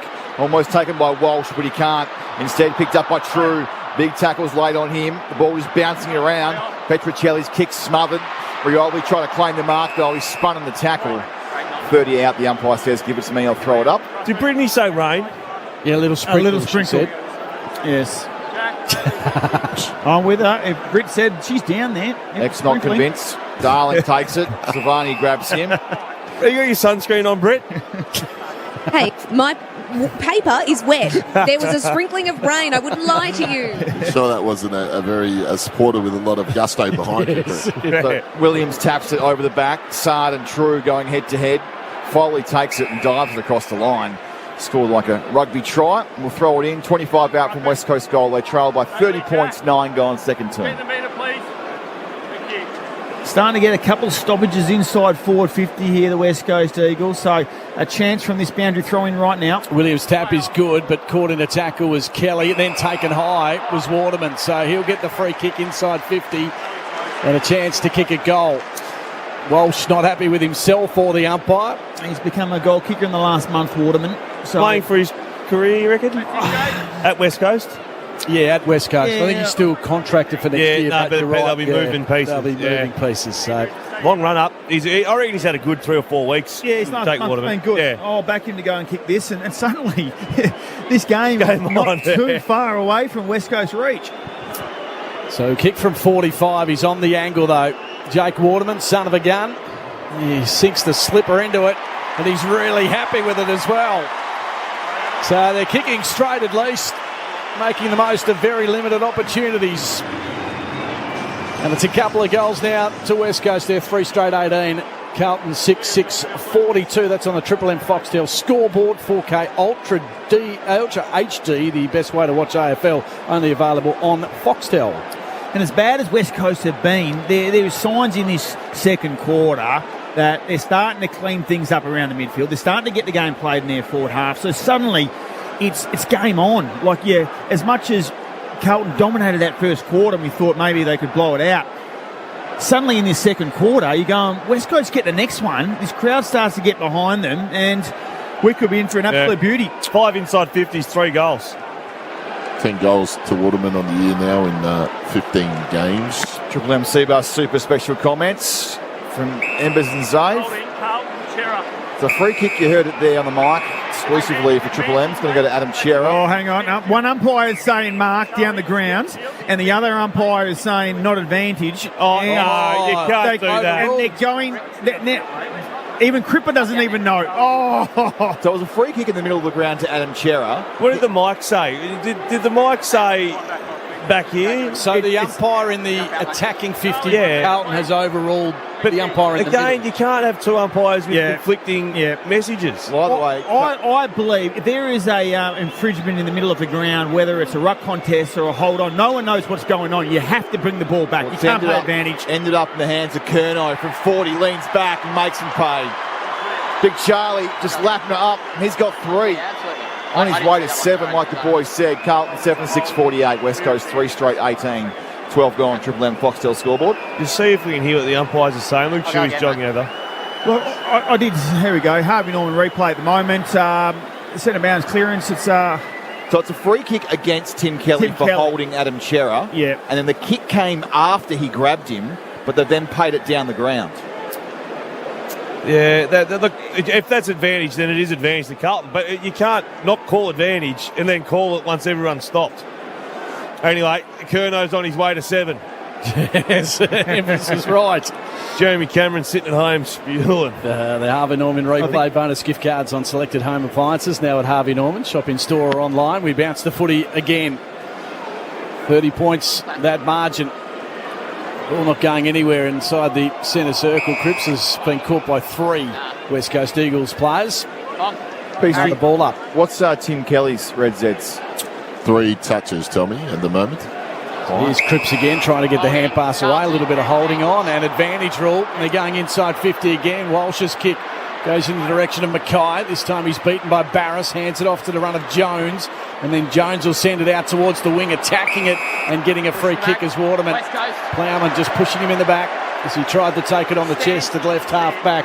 7-6-48, plays 3 straight 18. Corridor's on here, Tim Kelly. Certainly is. Kelly will get a possession. He waits for it to bounce, then hands it off to the run of Duggan. Needs to get on his skates and get away from the defenders running at him. Duggan's kick's not a bad one. Ryan has to stand and wait for it. Chopped up. Fist away from Newman. Now he's caught in a good tackle. That's holding the ball. Yeah. Well played, Jackie Redden. And he'll chip it inside 50 to Kennedy, who has a chance to kick it goal. How many touches for JK, Beastie? He's coming up to disposal number 3. It's been very quiet. But he's been upfield every time he's touched it before this on the Red Zed stats. I've got a funny feeling he kicks him from here a little bit and plays up to the crowd. He kicked 5 the last time he played. Josh Kennedy deserved the week off after that. He's fresh. Great tackle by Redden. Now can the Eagles finish it off through their superstar from 50 on the boundary. JK. It's winding back. It's winding back. And he points to the crowd and says, I'm the best. You got 7 more games on me.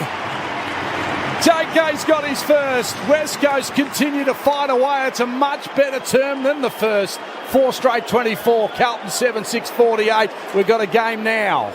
How nice was that draw? Yeah, it was beautiful. That was a beautiful kick. I mean, I know he's got funny memories of him kicking goals. He's kicked 700 plus of them, but that spot there, he seems to strike him well. Jack Redden, fantastic tackle. He's done that throughout his 250 plus game career, and then just quickly moved it on. Saw his star forward and said, Josh, you do the rest. And that was a spectacular kick as Waterman now is running into the centre to take the ruck. Yeah. Yep, and he's rucking, and at the moment all the goals going towards the city ends. One game I had to ruck a centre bounce because I was on the smallest contract of all the midfielders. In I went against Darren Jolly at Sydney. Did you actually try to go up? Yeah, went hard. Yeah. Darren Jolly broke the record for hit-outs that night. McDonald's and Ream Hot Water, Triple M Rocks footy. Good tackle by Shuey on Cripps. Yeah, unfortunately. It lingered a bit. We didn't see that the ball spilled out and he went through with a tackle, Shuey, but West Coast certainly stepped it up with their pressure. So Paddy Cripps plays on by hand, gives it to Doherty, who just turns and then kicks long with the blue boots inside 50. The big spoil came from Barris. He bounces in front of a couple of players. There's Duggan just lurking around. Little handball came out from Kennedy, picked up by Rioli, gets a clearing kick towards half-back. It's Jack in a one-on-one. He's battling around there. And the ball goes across the line. Umpire says insufficient intent, I think. Oh, he gave the arm, though. He gave the big swiping arm. He said it's going to be thrown in far side wing. The Eagles now trail by 24 points, 16 gone second term. Second term inside 50s now 7-4 in favour of the Blues, but 4 inside 50s for 4 goals for West Coast this term on the Red Z Lending stats. So here's Kennedy, and that's for Carlton. He'll kick it round the corner. Inside attacking 50, or just before the top of the 50, but Motlop's got. He's caught from behind Duggan, who's playing pretty decent game. Yeah. Takes a really good tackle and now plays on quickly. So a bit of a spring in the step now of West Coast. Nat Nui should come on very, very soon. Ryan's having a rest. Bailey Williams has done okay for his team while in the ruck, and Petrocelli will kick it up towards the wing. Wiedering from behind, taps it down, throwing himself on it. Darling. The ball's stuck in there. The umpire says, give it to me, we'll ball it up, far side. Nick Nat's going to full forward at the moment. Well, they weren't getting bang for buck in the ruck, so maybe put him there and see if he can get a catch. And Plowman saying to Wiedering, please come back. The big fella's coming my way and I don't want to stand near him, as the ball's now rolled over the boundary line. So we'll throw it in wing position far side. And just the Red Zeds on Nick Nat right now, 3 disposals, 5 hit-outs, 1 clearance. Obviously having that huge return last week of 19 disposals and 6 clearances, even a goal for him last week on the Red Z Lending stats. Redden lays another really good tackle. Gaff charges at it, hands it off to the run of Shuey. Here come West Coast again through the middle of the ground. Kennedy on the lead.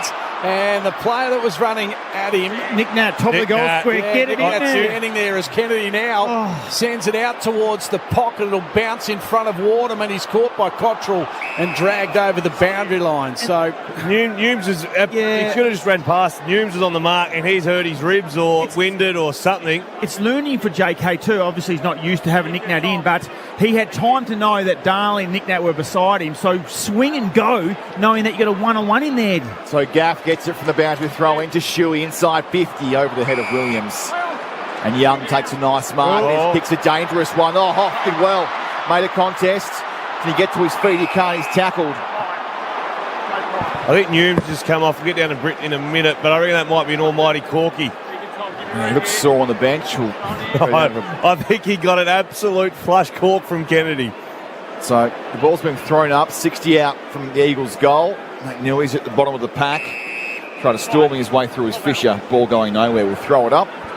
The margin 24 points, 19 gone second term, Triple M Foxtel scoreboard. So we'll throw it up again. Gathered by Rioli from the 50. Rioli's kicks a good one. It might just bounce through. It does. Willie, a little bit of magic. And they're 5 straight 30 now. West Coast just 18 points to margin. The Blues 7-6-48. That is on the Triple M Foxtel scoreboard. 4K Ultra HD, the best way to watch AFL. Only available on Foxtel. The Eagles fighting back. That's 5 straight for the term. High scoring. It's good to watch. West Coast starting to win footy. And we spoke about this in the first quarter. Ball goes inside forward 50. They are a chance. What have they kicked? 5, as you said. And how many inside 50 entries this quarter, Beast? 7. There you go. They are scoring when they get it in there. This game has turned and it's game on. So we'll reset again. Of course, we're here for Ream Hot Water. Built tough for Aussie conditions when it comes to water heating. Ask your plumber to install a Ream. McDonald's and Ream Hot Water, Triple M Rocks footies. The crowd gets involved. And Big Nick's back in the middle and then wins the tap. But it's just kicked out of mid-air by Cripps to half forward. Hearn, though, runs onto it. Kicks a torp. It's a low torp towards Foley. He was shoved out. Get it in. Go against Newman. Foley has Shuey running around the back. Ignores him, then plays on. Takes his time, but kicks long to the top of the square. Williams tries to make some space. Goes up, can't mark. Picked up by Nick. His left foot kick went nowhere. Kennedy this way, that way. Snaps another one. 700 for JK in Eagles colours. Oh, hang on. Hang on. Wait, $6.99. He was asked, the goal umpire was asked, how big is it? And he said, I don't know yet. They're going to go upstairs. It's touch. It's touch. Replay. Wiedering, bring it back. Looking at this angle, we can see the ball is touched by the left hand of the Carlton defender. Decision on the scoreboard. So JK knew it too. So just touched after it left his boot. So instead it's one behind, 5-1-31 West Coast, Carlton 7-6-48, the margin 17 points. 21 gone second term, Triple M, Foxtel scoreboard. It was a bloody good call, Tommy. Well done to you. Anyway, we'll just keep it up our sleeve. The 700 in West Coast colours is... That'll be a clanger now, you watch. You know, it was beautifully called. It's on the wing. Rioli, good tap in the direction of Duggan. He can't get there though. Hewitt slips over as he tries to pick up the footy. Look at the West Coast Eagles. They're really going at it as Jones tried to hand pass to a standing still Duggan. Now to Hoff. Now to Kelly in the middle of the ground. The kick inside attacking 50. A little bit of holding on. Oh, Young. That's a terrific mark. Really good grab. Is it a mark or a free kick? Paid the mark, I think. Yeah, paid the mark. Like he had it long enough. To Cottrell, who spreads it out wide to Sard. Sard's 45 out from his defensive goal. 21, nearly 22 minutes have gone. The short pass puts Wiedering under pressure. It just bounces in front of him, and then he wobbles one towards the boundary line. It could come off okay, as Fisher did really well, kept it in play, kicks inside, attacking 50. The tap down to Durden. He'll gather it. He'll sprint away. He'll have a bounce and boot it through the big sticks. Celebrates with the fans of the Blues. Good response. Carlton 8-6-54 plays 5-1-31 for Bob Jane. Here's Britt on the boundary. Noons is finally up and walking the boundary now after that almighty cork. It really got him. As soon as he got to the boundary, he dropped down and he'll start warming up. He's just going through his paces now. Bob Jane T-Marts look after you by 3. Get 1 free plus instant cash back on top tyre brands. Call 13 26 25 or order online today, bobjane.com.au. Got a little lucky here on the wing with Wiedering's mongrel kick, but they kept it alive. Charlie Curnow, the contest, just to be able to get a hand on the footy when Shannon Hearn was coming back with a fly to the footy was enough because the ball got to ground and Durden, smart, front and square, ran on. Mackay wanted it, but he's going, no, I'm going for another one. It's the margin, 23 points. Carlton's way. Back in the centre, Nat Nui gets a clearance, did well, just tapped it to himself. Inside 50, high ball. Lewis Young did well for the Blues, got a swell, ended up with Ryan. He snapped it, it's going to bounce, it's bouncing. Rioli tries to shepherd, it bounces, but doing well. In fact, the ball's now hit the post. Rioli put a tackle down there on Newman. One more behind for the Eagles, 5-2-32. They trail by 22 points, 24 gone second term. So they'll bring it out of defence. Sard has a couple of bounces and hoofs one up towards the wing. Silvani couldn't take the mark. Kelly tried to paddle it to his own advantage. Once again, Silvani trying to take on 2 or 3 tacklers. Couldn't get really rid of it. Hewitt steals it out of his hands. Well played, Kelly. Did the smothering of the hand pass, then got a free kick. He needs to go now. Catch him off guard. And now he waits. He doesn't listen to me. Just like the kids at home. 8-6-54, plays 5-2-32. Now Kelly's told to play on. And he'll kick it inside, attacking 50. And here he comes. This is Darling on this occasion, charging at it, takes it out in front of his eyes, and he'll go back from about 50 metres out for the kick. Beast Tim Kelly had the one disposal in the first quarter. Just sent that one to Jack Darling on the lead. What are we seeing this quarter from Tim Kelly? Yeah, 6 in the second term X and now 7 now for the game. So he's starting to get going, and Gaff now up to 11 as well in the Reds Atlantic stats. Yeah, Gaff's been pretty good this term in particular, as Darling, as I said, will kick from 50, slightish angle. He's going for number 2.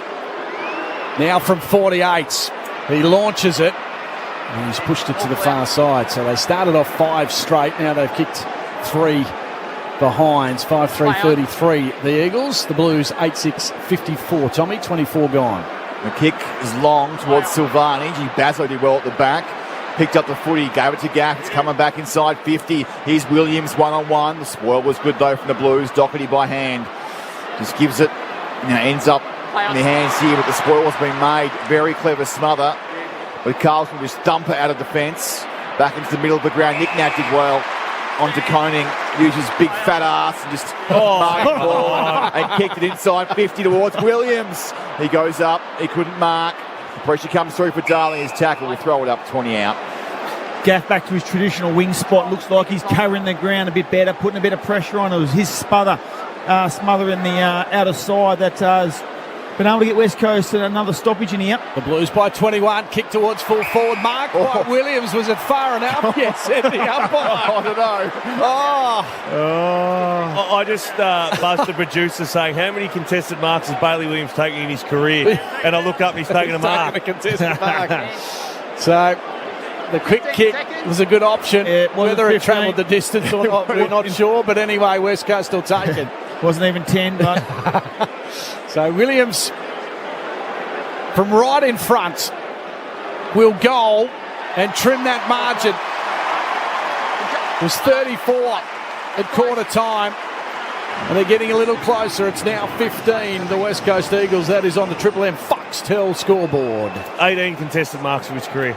When they're kicking in, I was just thinking, when they're kicking it in, he doesn't look like he's ever going to take a clunk in a pack.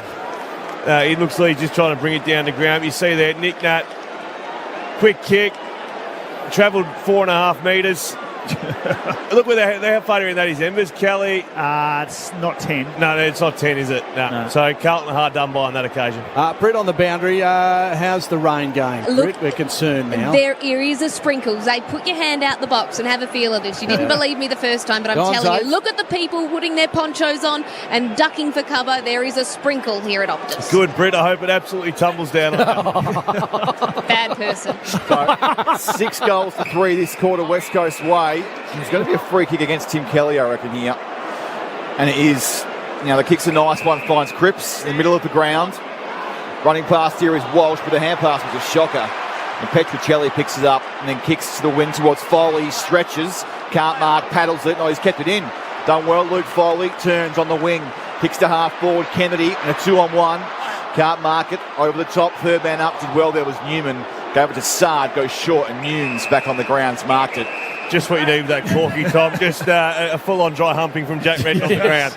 And look how sore he is getting up. He has a crack, Jack Redden. That cork flying home tonight on the plane too. And a 50-metre. Against who? So Kelly's complaining a little bit. Yeah. Maybe some... It's against Jack Petruccelli. Was it? Yeah. Not sure what for, whether it was... A long way off the ball.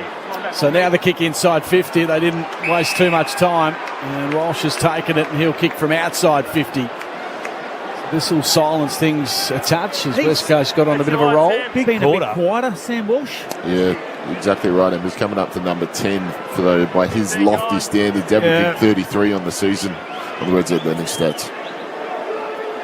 You're going all right if you're having a quiet game of 10. They have 10 in 6 games combined as he kicks from 50, gives it a real ride, and it's through from Ina Scordo, just out of his range, a touch as he dragged it round. 8:7:55, play 6:3:39, 28, nearly 29 minutes gone in this second term. Around the grounds, Hawks by 38 over Adelaide. We've gone 20 minutes in the fourth term, so they're home.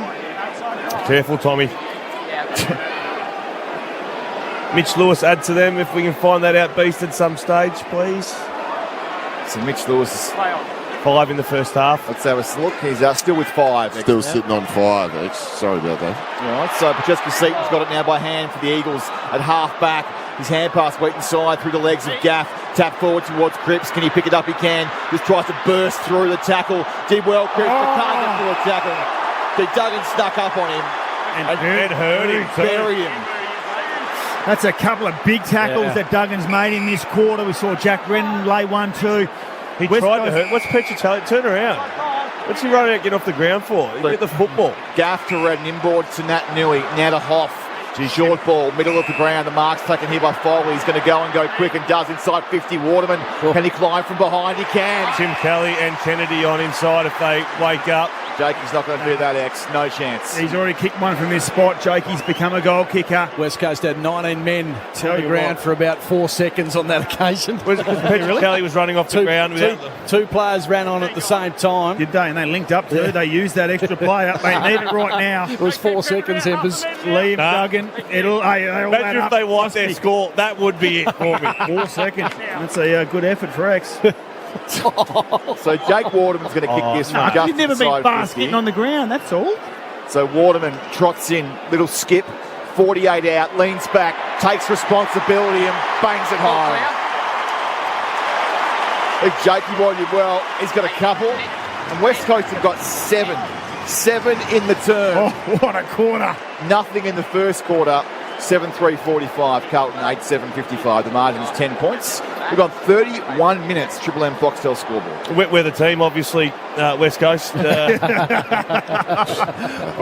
I just spat on them. It must be a 15-goal breeze going towards the city end at the moment. Well, sorry, but 7 goals 3 is their best term of the season for them. Wow. We're lucky because that was horrible. What did they have first quarter? 1 inside 50. 0. 2 inside 50s. 2 inside 50s. Well, their mids are starting to get on top, and Tim Kelly's probably been the one in this second quarter who's started to lift. Third week in a row, they've at least scored 6 goals in a quarter, so some promising signs. They need to finish the game, though. Here's Walsh, who quickly kicks it out of the middle of the ground. Durden couldn't take it. Running onto it is Kennedy for Carlton. Lobs a hand pass over the top to Fisher. Keen to get on the left now. Goes on his right and kicks it inside, attacking 50. Mackay just barrels over Shannon Hearn. He did well and there. Hearn will get the free kick. He stood in the way, Shannon. West Coast should still try and strike here. 2.5 minutes before half time. They kicked 7 goals 3 this quarter. They've got him at 6s and 7s in the defence of Carlton. So he looks to the middle of the ground. No one's really moving, X. No. He'll have to go short to Duggan, who's had a ripping second quarter. Made some really important tackles. He's still 30 out from his defensive goal. They're going to be forced to go long and out towards the outer wing. Darling, Ryan came into the hands of Gaff. A couple of hand passes, ends up in the hands of Shuey. He bombs one along the line, attacking it. Kennedy, well done, Sard. Put the pressure on. He'll get it back with a 1-2. Hands it back to Fisher. Although Darling's run him down. Taken high, said the umpire. Darling ran him down and got him high. Hey, Adam Sard coming back with a fly to footy before to get in front of JK. Outstanding. That was a good tackle. He was unlucky there, Jack Darling, as Fisher plays on and he'll turn it over. Good pressure for the man on the mark. Here's Shuey. Looks to the middle of the ground, now kicks it inside, attacking 50. Kennedy had a good matchup on that occasion, but the pack came behind him. And the fist was a good one from the Blues. And that pressure on the mark was Josh Kennedy. After all the footy that he's played, to be able to still do that, Zach Fisher's fast. He forced him to kick the ball quickly, turnover footy. 10 points, Carlton's lead. We're not far away from half-time. So an important minute or so here at the end of the second quarter. Can West Coast get their 8th? It's a boundary throw in, 50 out. De Koning just taps it down, does some nice follow-up work. Pressure came from Kelly. Jones going to pick it up here. He's 60 out. Hand pass back to Shuey. He's been busy. For Duggan. Oh, his kick smothered by Durden. Ends up in the hands of Silvani. The pressure comes from Bazzo. Duggan gets it again. His kick went 5 metres. Kelly on the left inside 50. Over the top of the pack. Going back here is Kennedy. And seeing it out as the Blues across the line will throw it in. 30 out from West Coast goal. And suddenly Carlton under a little bit of pressure in their back half. They want to take the ball cleanly, just want to get the ball out of the area. Trying to soccer it. West Coast set up behind the footy. Another repeat inside 50 entry. Another chance to score from this boundary throw-in. Yeah, lead is 10 points Carlton's way. 34 it was at quarter time. It's a boundary throw-in. Comes in on the sitting on top of Wiedering's Kennedy. Picked up down there by Kelly. Can't get a clean ball out. Now ends up in the hands of Duggan. He's smothered by 3 Blues. And the clearing kick comes from Chera. But Barris gets rid of Mackay and marked it in the middle. He's got to go quickly and does. Put it in. To Waterman. Hearn put it in. running past. Hearn's got it. He's on the wing. Oh, my Lord. Been called to go here. Cottrell on the mark. Doesn't know anything about it. Hearn does now. Spearing ball towards Jack. Oh, he got rid of his opponent. Almost fell over. How have they ended up from Tom Barras taking a great one-on-one mark, 80 metres out from goal, lateral boundary throw in 50 out. That ball had to go to the top of the square and had to go quickly. It's a boundary throw in. Time's just ticking away. De Koning taps it down his gaff. Wants his left side. Hand pass towards Kelly. He's 60 out. They need a mark inside 50. The mark is taken, but it's done there by the Blues, by Kennedy. And that'll do us for half-time. Big fight back from the West Coast Eagles. They couldn't score in the first term. They've now had 7 goals and 3 in the second. 7-3-45. They trail by 10 points. The Blues 8-7-55. McDonald's and Ream Hot Water, Triple M rocks footy. That quarter for Foxtel. 4K Ultra HD. The best way to watch AFL. Only available on Foxtel. For Ream Hot Water, Triple M rocks footy. built tough for Aussie conditions. When it comes to water heating, ask your plumber to install a Ream. Triple M rocks footy in 3.5 minutes.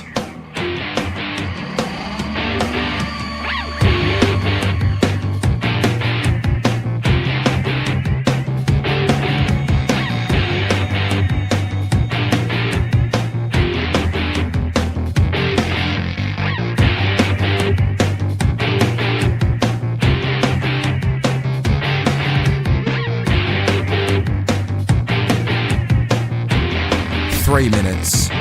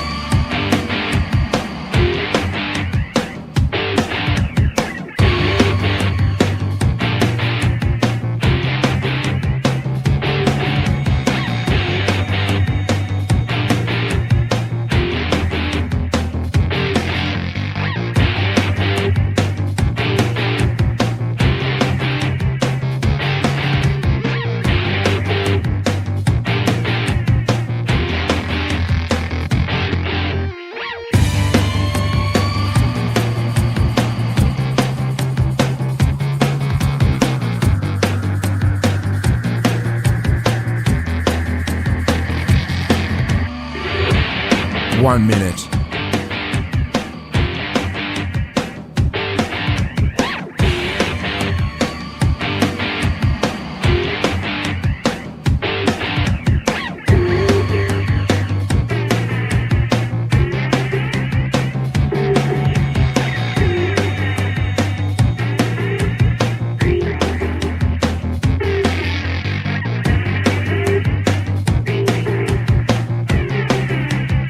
Thirty seconds.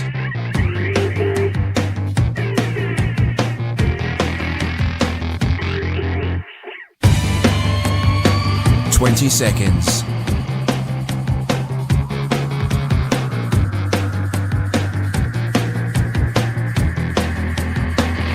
10 seconds.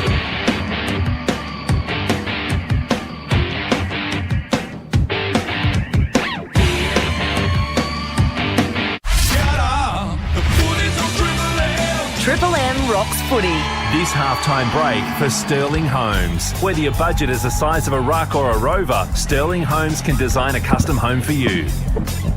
Welcome back. Optus Stadium. We saw the best and worst of the West Coast Eagles. They were terrible in the first quarter. Didn't score at all as the Blues took a 34-point lead. And then in the second term, 7 goals, 3. They kicked to just 3 goals, 2.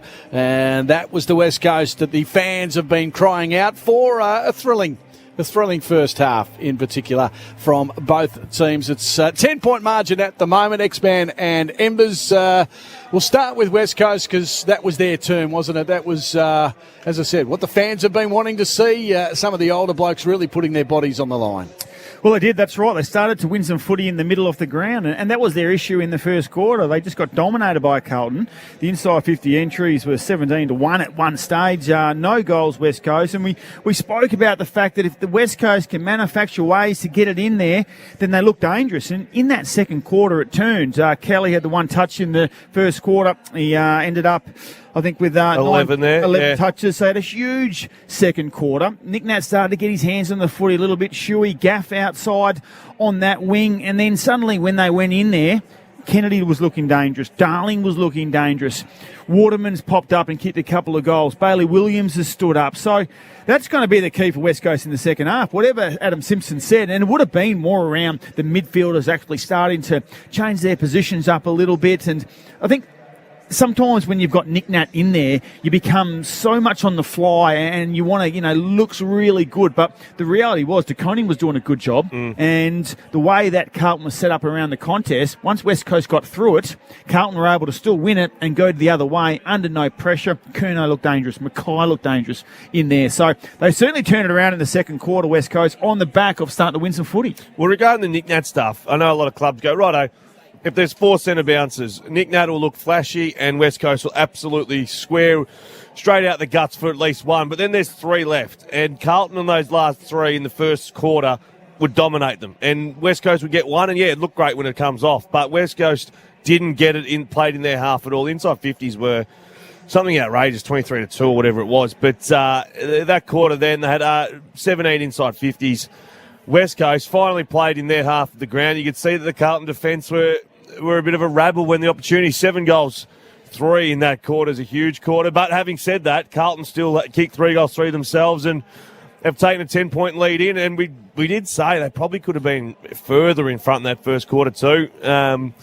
Carlton 5 goals forward, could have been 8 goals at least. They were sort of pinging from everywhere. But we've got a good game of footy on our hands. So purely the midfield, do you think, that's stepped up for West Coast? Well, the defence as well. Yeah. But the defence, Shannon Hurn's been unbelievable. Well, Liam Duggan has been great. Duggan, But I think too, we know Harry Edwards is probably going to be mismatched. Yep. We know Tom Barras is in different form at times this year. But when the ball is at least got some pressure on it from the midfield, you don't have to win everything, but at least put some pressure on them. The wobbly gong, the skied ball, it just makes it so much easier to defend. And we saw in the first quarter there was absolutely no pressure. West Coast could have had Jesus playing at full back, and he still wouldn't have been able to spoil Charlie. Was he pretty handy at footy, was he? Very quick. Was he? And good endurance, apparently. But, It's good when it was slippery, too. You walk on water. Everything. He was the one that introduced the mullet. So everyone on the back of that, are they wearing one now? He had every skill. But, but with no pressure on the midfield, you can't expect the defence to hold up, and they didn't in the first quarter. I asked Embers before the game, and I'll ask you now. Shannon Hurn, he was pretty impressive in that first half, wasn't he? Does he play on next year, Shannon Hurn? Is there talk? Does there need to be talk, or do they have to move on from him? Oh, I'd move on. You'd move on. For no other reasons, a star premiership captain, but...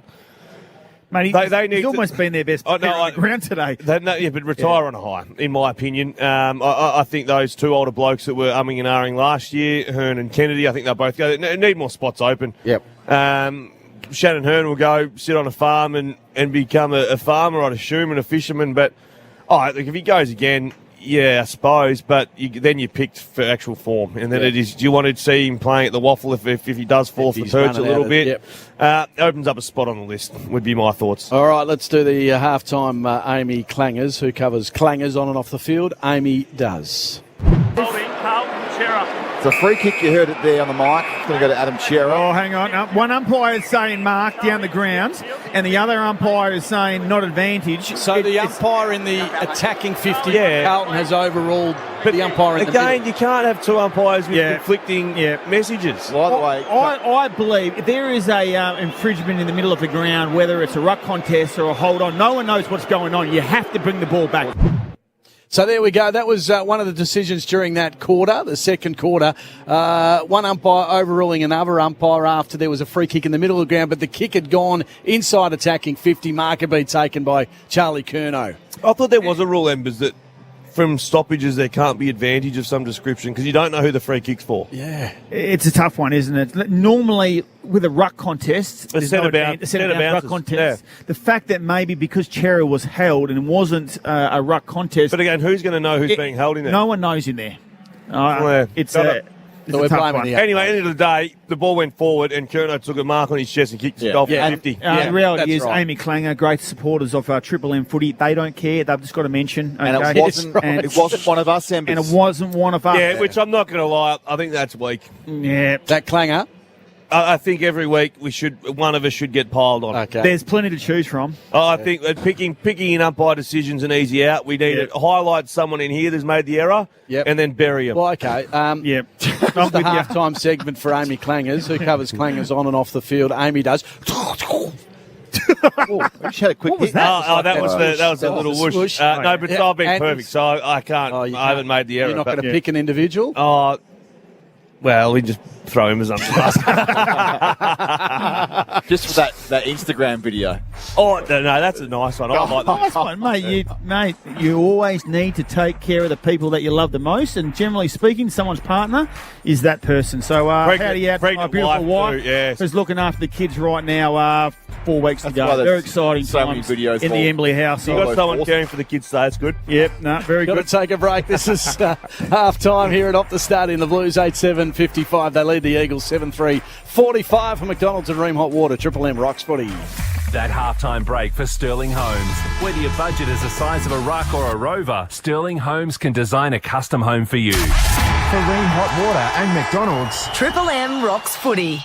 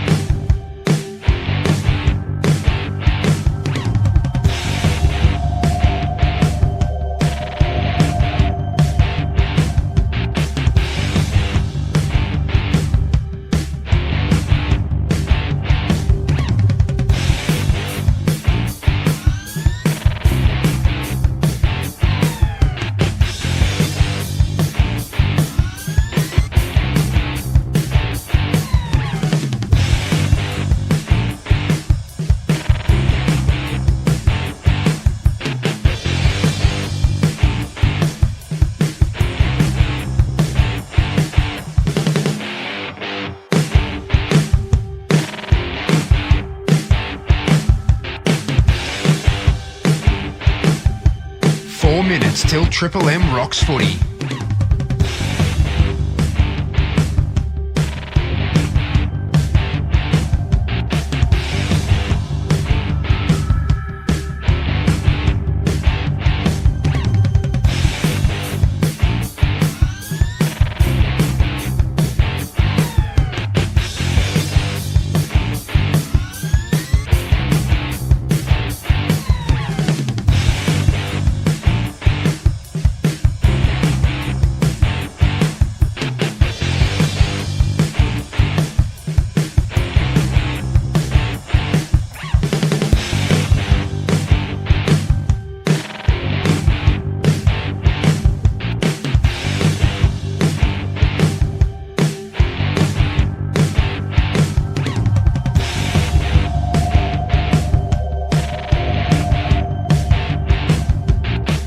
Till Triple M rocks footy.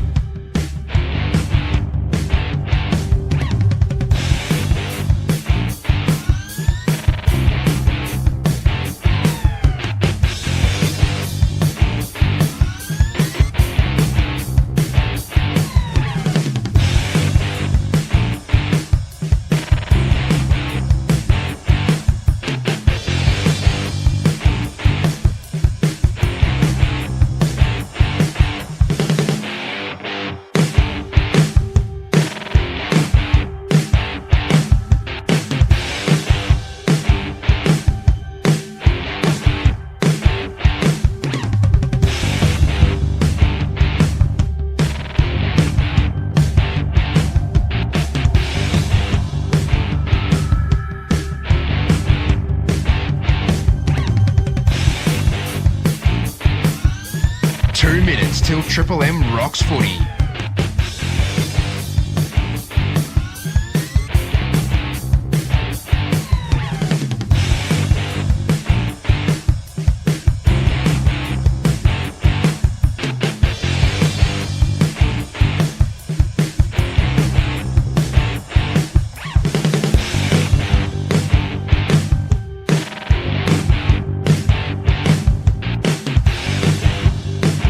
seconds till Triple M rocks footy.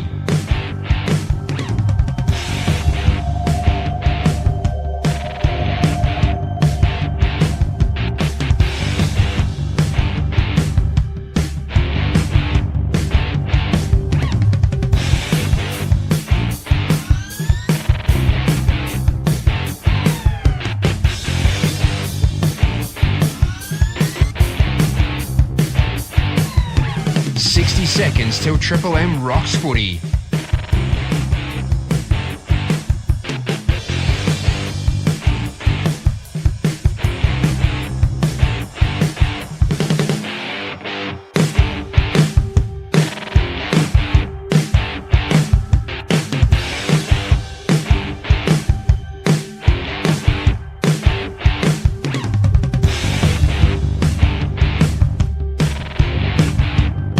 Seconds till Triple M rocks footy.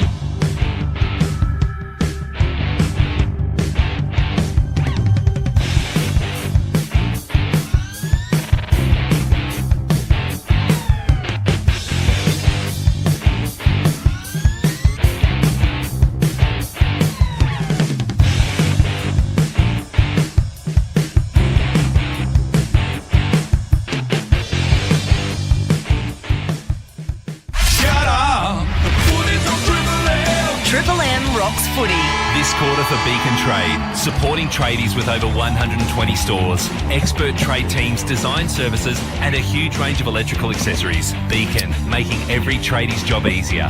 An important second half coming up for the Blues. They lead it by 10 over the West Coast Eagles here at Optus Stadium. Plenty to talk about.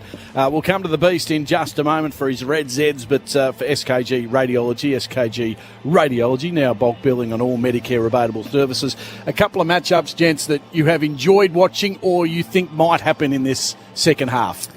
Well, I think early on, Curnow and Harry Edwards matchup looked really dangerous for Carlton. We saw 3 inside 50 entries really quickly, and we saw separation every time. Curnow looking dangerous. What has probably saved Harry Edwards in this second quarter was the fact that West Coast started to get their hands on the football, started to get the game played in their forward half. So Curnow certainly looking really dangerous. I really like what DeConey's done on Nick Nat. I don't think Nick's been dominant by any stretch of the imagination. Nick Nat has not been dominant whatsoever. Now, even in that second quarter, DeConey's still getting his hands on the footy, jumping over Nick at times. So that's an interesting one. Nick Nat, we know how important he is. We saw his third quarter last week against the Richmond. Really nearly turned the game for the West Coast Eagles. So that'll be a really interesting matchup in this second half as well. Alrighty, Beastie, Red Zeds, give us the important ones. Things certainly improved inside 50s for West Coast. Yes, they did, Locke. And leading the way for them was Gaff with 16 disposals, 3 clearances for him. Hearn had the 13, 359 metres gained, so big half for him. Duggan and Shuey, 12 apiece. Shuey also had 5 tackles. Kelly, 11 disposals. Waterman, 2 goals. Rioli, Kennedy and Darling all with singles. And for the Blues, Kennedy, 15 disposals, 6 clearances, 6 tackles, 12 contested. Chera, X's man, 13 disposals, 2 clearances for him. Doherty had the 12 with 5 inside 50s. Hewitt, 12 as well with 3 clearances. Walsh finished the half with 11 and 3 clearances. Cripps, 11 with 5 clearances. Curnow, 3 goals. Durden and Mackay, 2 goals each for them. West Coast scoreless in that first term for the 5th time in club history only. And then they followed that by their best quarter of the season with 7 goals, 3. Carlton, a +7 in clearance, a +4 in centre bounce clearance, a +17 in inside 50s, and kicked 5 goals from the Eagles' turnovers, did the Blues in that first half. And that's the Red Z lending stats for the half, Lock. Thanks, Beastie. RAA around the grounds, RAA, insure with the locals today. Wins to Essendon by 10 points over Brisbane. And Hawthorn, they've pumped the Adelaide Crows by 32 points. Mitch Lewis with 5 goals for the Hawkers. So we're not far away from getting set here in the second term. I saw Greg Clark out there in the middle, had the subs vest off. Yes, he was very keen to get amongst the action. Put it back on again. Yeah, exactly. Beacon Trade, supporting tradies with over 120 stores nationwide, expert trade teams and exclusive trade services, huge range of lights, fans and electrical accessories, making every tradie's job easier. Beacon Trade, let's make light work. Tommy?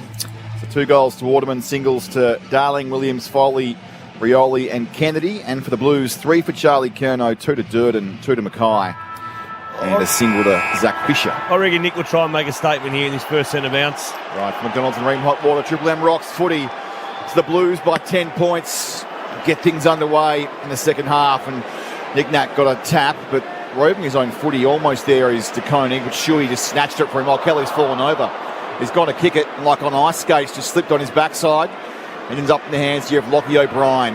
Left foot up, wheels and swings to half forward. Oh, nice mark. Falling over back there, Harry Edwards. Best thing he's done in about 6 weeks, Harry. He took 23 marks in the twos 2 weeks ago. 23 marks. He wasn't playing on Charlie Curnow, though. That's unfair on the bloke down in the waffle. Goes short to Shuey. He comes inboard to Petrescu-Seaton. But good for his confidence anyway. Absolutely. One-on-one contest, start the second half. Shuey runs past, gets a cheap one, kicks to half forward, and Lewis Young takes a mark, not paid. Hand passes off to Sard, runs around, wants his left side and switches, bounces in front of Nunes. It sits up nicely for him, goes short to Fisher, marks it at half back for the Blues. I need to get a report tomorrow on how sore Nunes' leg's going to be after that call. From JK, he goes to the wing. Motlop up on a lead, takes the mark. He's looking further afield for Silvani. He goes short, not 15. Oh, mate, Well, One up by 7. That's twice now. And he kicks it further afield to Cripps, and then Cripps will turn around, spin, kick inside, attacking 50. And Curnow takes an easy one on this occasion. This is the issue when Carlton move the ball really quickly inside forward 50, Harry Edwards, and it gives Curnow opportunity to be able to do his work, his craft. You know, he gets up, comes back, and unfortunately at the moment, Harry Edwards just doesn't have the agility to go with Charlie Curnow. So Curnow now struck him well today. Yeah, he's had 3 so far in the game. And he's looking for number 4. He'll kick from 47 on an angle. He's put it across the face and dragged it through for a minor score. Disappointing finish from the big fella. He looks to the skies. Says, oh, forget about that one. 8.56 is Carlton's score. West Coast Eagles 7-3-45. That's on the Triple M Beacon Trade scoreboard. Welcome to listeners just joining us after the Hawks Adelaide game. The Eagles were goalless in the first quarter. They piled on 7 in the second. Scoreless. Yes, scoreless. 2 inside 50s. Are now just trailed by 11 points as we are 2.5 into the third term. The kick goes to the wing. Gaff just racking up the touches. His kick, though, is an ordinary one. It's going to bounce and been taken back there, and a little hand pass inside. Finds Sard, he finds Kennedy. That's such a hard kick. Falling away backwards, lobs one inside the corridor. Kennedy plays on, kicks to half forward up towards Mackay. Barris over the top, gets a spoil. The kick comes forward from O'Brien. 1-on-1, Edwards. Take the one-hander. Sit down, Embley. Harry Edwards, 1-on-1. That's his go. He's plucked that out. Harry Houdini did well and goes short. And now Kelly has it and goes short again and finds Shannon Hearn at half back. That is his go, isn't it? The one-on-one One-on-ones, stuff. yeah. He gets beaten very Gets easily lost on the lead. If I'm Charlie Curnow, I'm not trying to go one-on-one with Harry Edwards. Never doing that again. I'm just leading all day. Just continue to run. Imagine that. You lead, you kick 10. You don't lead, you get slaughtered. So Gaff will kick along the line. Ryan takes a rare mark and looks inside. Oh, runner. great pitch. Jones is that runner. He'll gather from 50. Open goal line. Needs this West Coast and misses to the left-hand side. Good play, though. Courageous kick from Ryan. Set up the run of Jones. Just couldn't finish the play. 8-8. Play 7-4. 3.5. Nearly 4 gone. You had Waterman too. Yeah, I had JK as well. Like I get what he's doing. Quickly. It's really good. It's that half-back. They had momentum. You kick the goal. It's fantastic. So the kick out of defence, been sharked here by Chera. Hand pass to Motlop, back to Chera. He's tackled nicely by Hoff. Pressure turnover. Kelly, 50 out, runs to 40, kicks on goal. And just misses to the left-hand side. Downstairs to Britt, Bob Jane T-Marks. Just recapping for the East Coast audience who have just joined us from a boundary perspective, just 2 incidents of note out of that first half. Rhett Bazzo came off with a bit of high contact. He ended up back on, and Jack Nunes with that almighty cork. And Lockie Plowman shanked it, ends up the hands of Tim Kelly, and he's done exactly the same and turned it over to Doherty. Inside 50 now, switches to the far side, where Silvani has it at half-back in a heap of space. Running on nicely is O'Brien over the top, gets a handball. Mackay's all by himself here. Barris got lost, and Mackay's got it at half-forward, plays on. Wants his left side inside 50, going back is Hearn with the flight of the ball. It bounces for Edwards, who taps it and taps it. across the line. Oh, that's a horrible decision. He's been stitched up here, Harry. You know what Big Harry thought?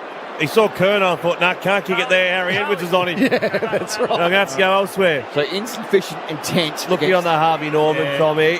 He's just punched it up and then tapped it out. No, I'm happy with that. Okay. Having a look at it. His other hand was being held. Yeah. The Kerno runs around, snaps it from the pocket. Charlie makes him pay. He's got 4, the big fella. On his way to 7, like Zabe said, and that's costly against Harry Edwards. And Carlton get their 9th, 9-8-62. West Coast 7-5-47. 5.5 gone, third term. Triple M Beacon Trade scoreboard supporting tradies. 120 stores, expert trade teams, design services, and a huge range of electrical accessories. Beacon makes every tradie's job easier. X-Man. Just looking at the Harvey Norman replay again, clear as day.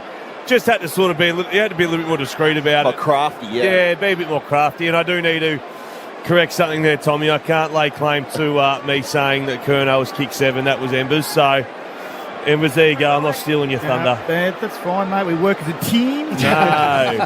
Clearly doing it Tommy's way right now. Thanks, Tommy. Appreciate it. Team, we do it Tommy's way. We're back in the middle to Koenig flying, but Nat Nui got the double-hander out. Kelly working hard against Hewitt. He's been a good player for Carlton. Gets it off to Cripps, now to Chera. The Stars combine. Foley chases after him, but Chera gets the kick away. Edwards is there to try and take it. Stolen by Charlie Kerno. Caught in a tackle and then threw it away. Great tackle, Petreski-Seaton. Charlie thought he could take him on, out-muscle him. Bull rider. But the bull rider hauled him in. Not 15 the kick, so it comes back into Petreski-Seaton's hands. He's turned it over to Fisher, who looks inside 50, and he's turned it over to Kelly, to Jones. Can run and start here. Jesus. Gap to Jones. Hand passes to True. He's caught in a tackle. Just got rid of it. Jones is still in the play. Jones is still in the play. Snatched it out of the hands of his opponent. Kicks it inside 50, and Kennedy's taken the grab. That was just the play of the day. There was mistakes, but I tell you what, they just kept going at it. And Jones, a little bit of run and carry, had no idea what he was doing, but he played on. And this particular time, he learned from his previous mistake, wasn't going to blaze away, lower the eyes, hit JK, and this for 700 goals at the West Coast Eagles. Right in front, the big fella. A little Studdle. Kicks towards goal. The big at 700 for JK for the Eagles.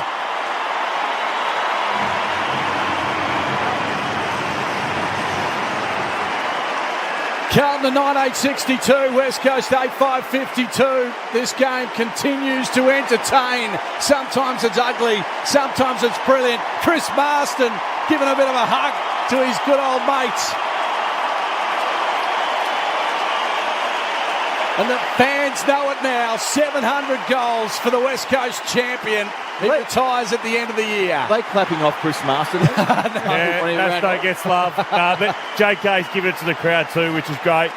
Carlton supporters, he obviously played a couple of years at Carlton as well, but 700 goals at West Coast, what a great achievement by a very, very good person. It's a 1 goal apiece in the third term. I thought it was over at quarter time. The Eagles have come back very quickly. Clearance though from Silvani to Chera inside 50. Jones goes back with the flight. Barras leads Mackay to the footy. Picks it up, turns around, does well, tries to create some space. He's gone though. Harry's got him and shoves him across the line. Very lucky Tommy Barras will throw it in, 40 out from goal. I do get nervous when the ball goes down there.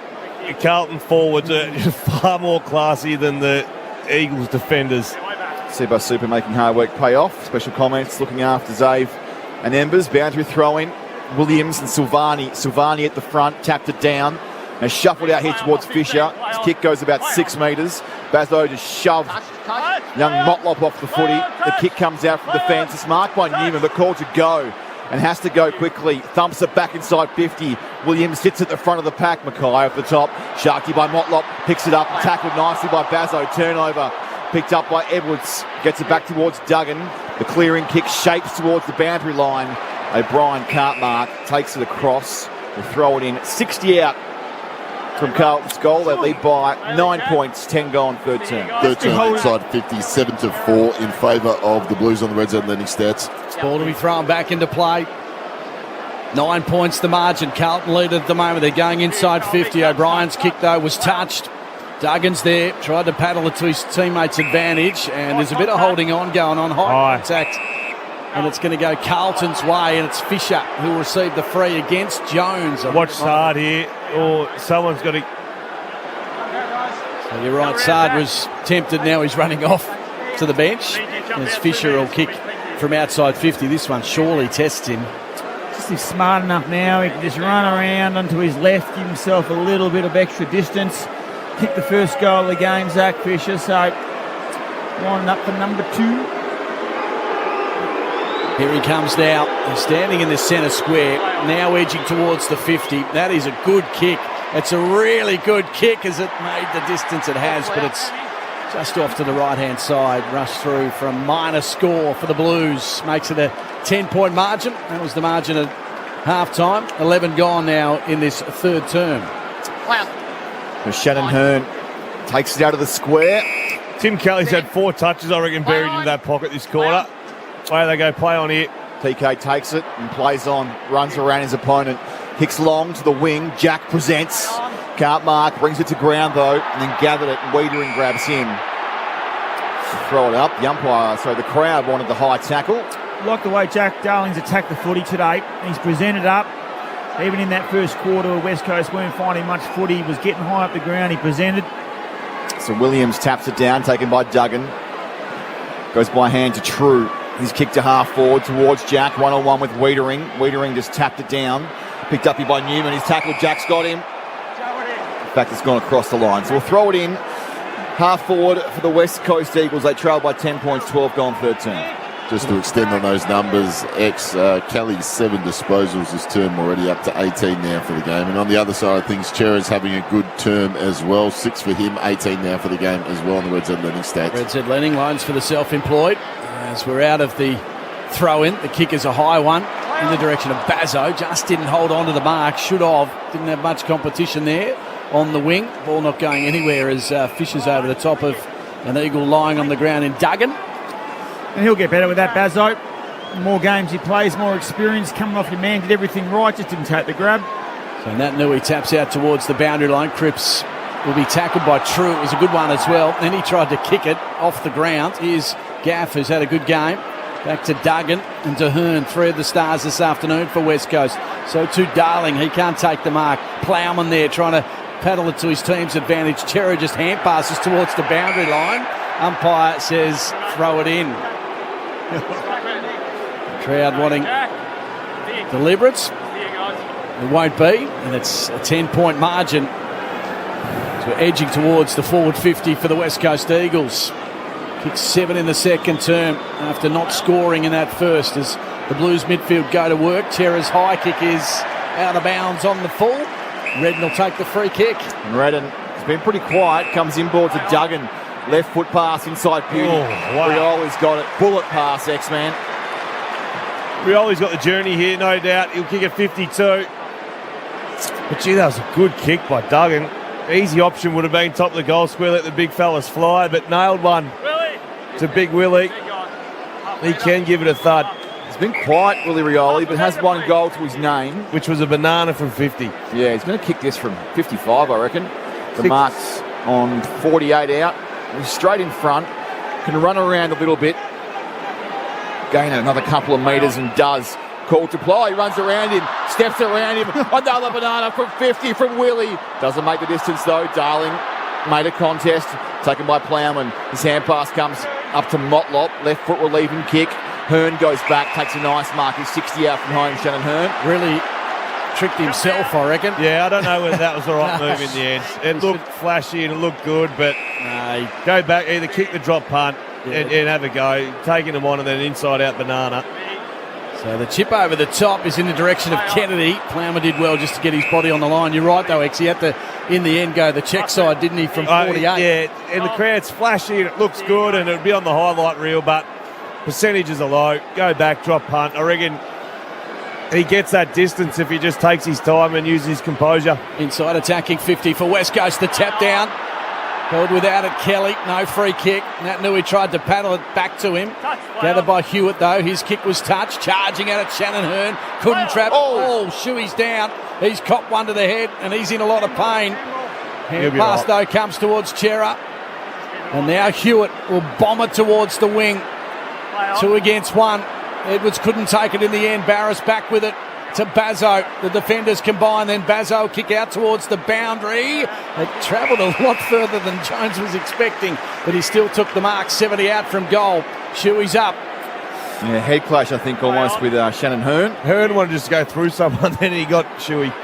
Jones's kick inside 50. Foley flew really high. Kelly put it through his legs, being very fancy, but couldn't keep it in play. So we're 10 metres around from West Coast goal. They trail by 10 at the moment. Harvey Norman replay here. Shannon Hearn coming in. Not much in it. Not much in it.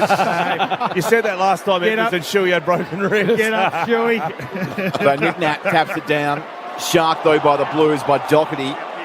Nice tackle on him by Foley. He's rolled up, 30 out. Meant to be going to Shuey's tonight for a stubby or two. Not for him, just for me. I drink his free stuff, but I need him to keep on his feet. So Nat Nui taps out into space. Gathered here by Redden. Goes backwards to Shuey, the top of the square. G. Jack's on here. Can't take the mark. Falls over. Gathers. They dive on top of him. Jack wants a free kick. Umpire says he didn't dive on it, so no holding the ball or holding the man. We'll throw it up. 20 out.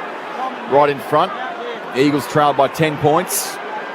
Nat Nui again. Taps it nicely. JK snaps, but it's smothered. Bit of a set play. It rolls across the line right near the behind post. We'll throw it in. Nick Nat's starting to take over, Tommy, isn't he? Starting to get a clean hand on a few things. I love that Kennedy went for that, but I reckon might try and tee it up with Willie or Liam Ryan or someone like that. He's got the swagger X. Nick Nat, the coning. Willie Nat gets front position. The tap down.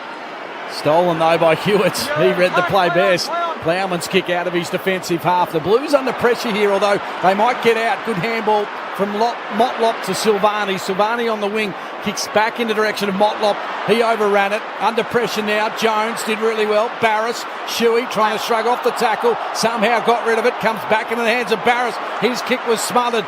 Ball now. The defensive half for West Coast. Harry Edwards gathered by a couple of Blues. Tackled to the ground. We'll ball it up. 70 out from Carlton's goal now. Harry Edwards, great job there. He just had to be strong, clean, pick it up, 3-on-1, get the stoppage. So Nat Nui thumped it out. Went straight to Doherty, though. His kick and a long way in the air. Inside 50. Barris spoils it. Taken here by the Blues. Little hand pass, though. Almost taken by Petruccelli. Does well. Gave it to Duggan. Touch ball, got to play on here. Goes to a one-on-one. Waterman with Newman. Waterman just toe poked it into space. It runs. Wiedering's going to try and shepherd it. And does. Newman between the legs. Just tapped it back to Doherty. Now with Wiedering from outside 50. Goes inside. Hearn goes back.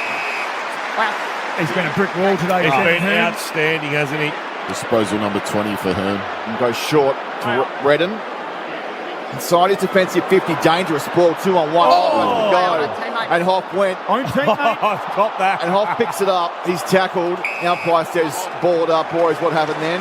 Own teammate, but it was a mark, wasn't it? I would have thought it was a mark. Yeah, don't worry about the own teammate. He held the mark. Harvey Norman, replay, came back, flight on footy. What was his own teammate doing, too? It was a beauty. Anyway, it's on the far side, and West Coast gather it and kick it in the direction of Kennedy. He falls over. He dived towards the ball. Young stood up and saw the ball over the boundary line, 50 around from West Coast goal. So just those figures on Nick Nat, only 9 hit-outs at halftime. He's already got 11 in this term, so really starting to take over, like you said, X, on the Reds Atlantic stats. No, and I reckon, we love Nick. I reckon he needed a bake at halftime too. 10 points, Carlton's lead. Nat Nui couldn't get that tap away. De Koning's kick ends up in the hands of Bazzo, though he had a bit of a fumble. Silvani was on his tail. Grabbed him and threw him to the turf. We'll ball it up. Wing position, far side. And Bazzo's done a good job on Silvani today. Silvani's been a goal kicker this year, turned himself into a good player. Bazzo at the moment has kept him relatively quiet. Koning starting to turn it up himself now. It's with Kennedy of Carlton. He kicks to the top of the 50. Good mark on the lead. Mackay loved that delivery. He looks inside 50. Silvani's there, and that was a terrible kick. That's almost delivered himself. It was so bad, although Silvani, has he kept it in play? No. So I'm going to give Harry Mackay an out here. So Silvani was running back to the goal square, pointing to the spot every single time. In the end, he kicked the ball to the spot where Silvani was kicking, but Silvani never came back at the footy. He went back to the goal square. Don't like it, Embers. Well, they're clearly not on the same page. Boundary throw-in. The Koenig over the top, wins the tap. Taken by the Eagles. The nice right foot clearing kick. And strong mark, Petruccelli. Got up nice and high. Strong hands at half-back. Marks it right in his defensive 50. This has turned into a great game of footy, hasn't it? No, beauty since quarter time. Petruccelli short. Finds Darling. Presents again. In front of Plowman. The right half-back here for Jack Darling. He kicks long to a contest. Kennedy can't mark over the top here. Rioli taps out towards Williams. Taken by Redden. By hand goes back to Gaff. Wants to come inboard. He does. That's a dangerous kick.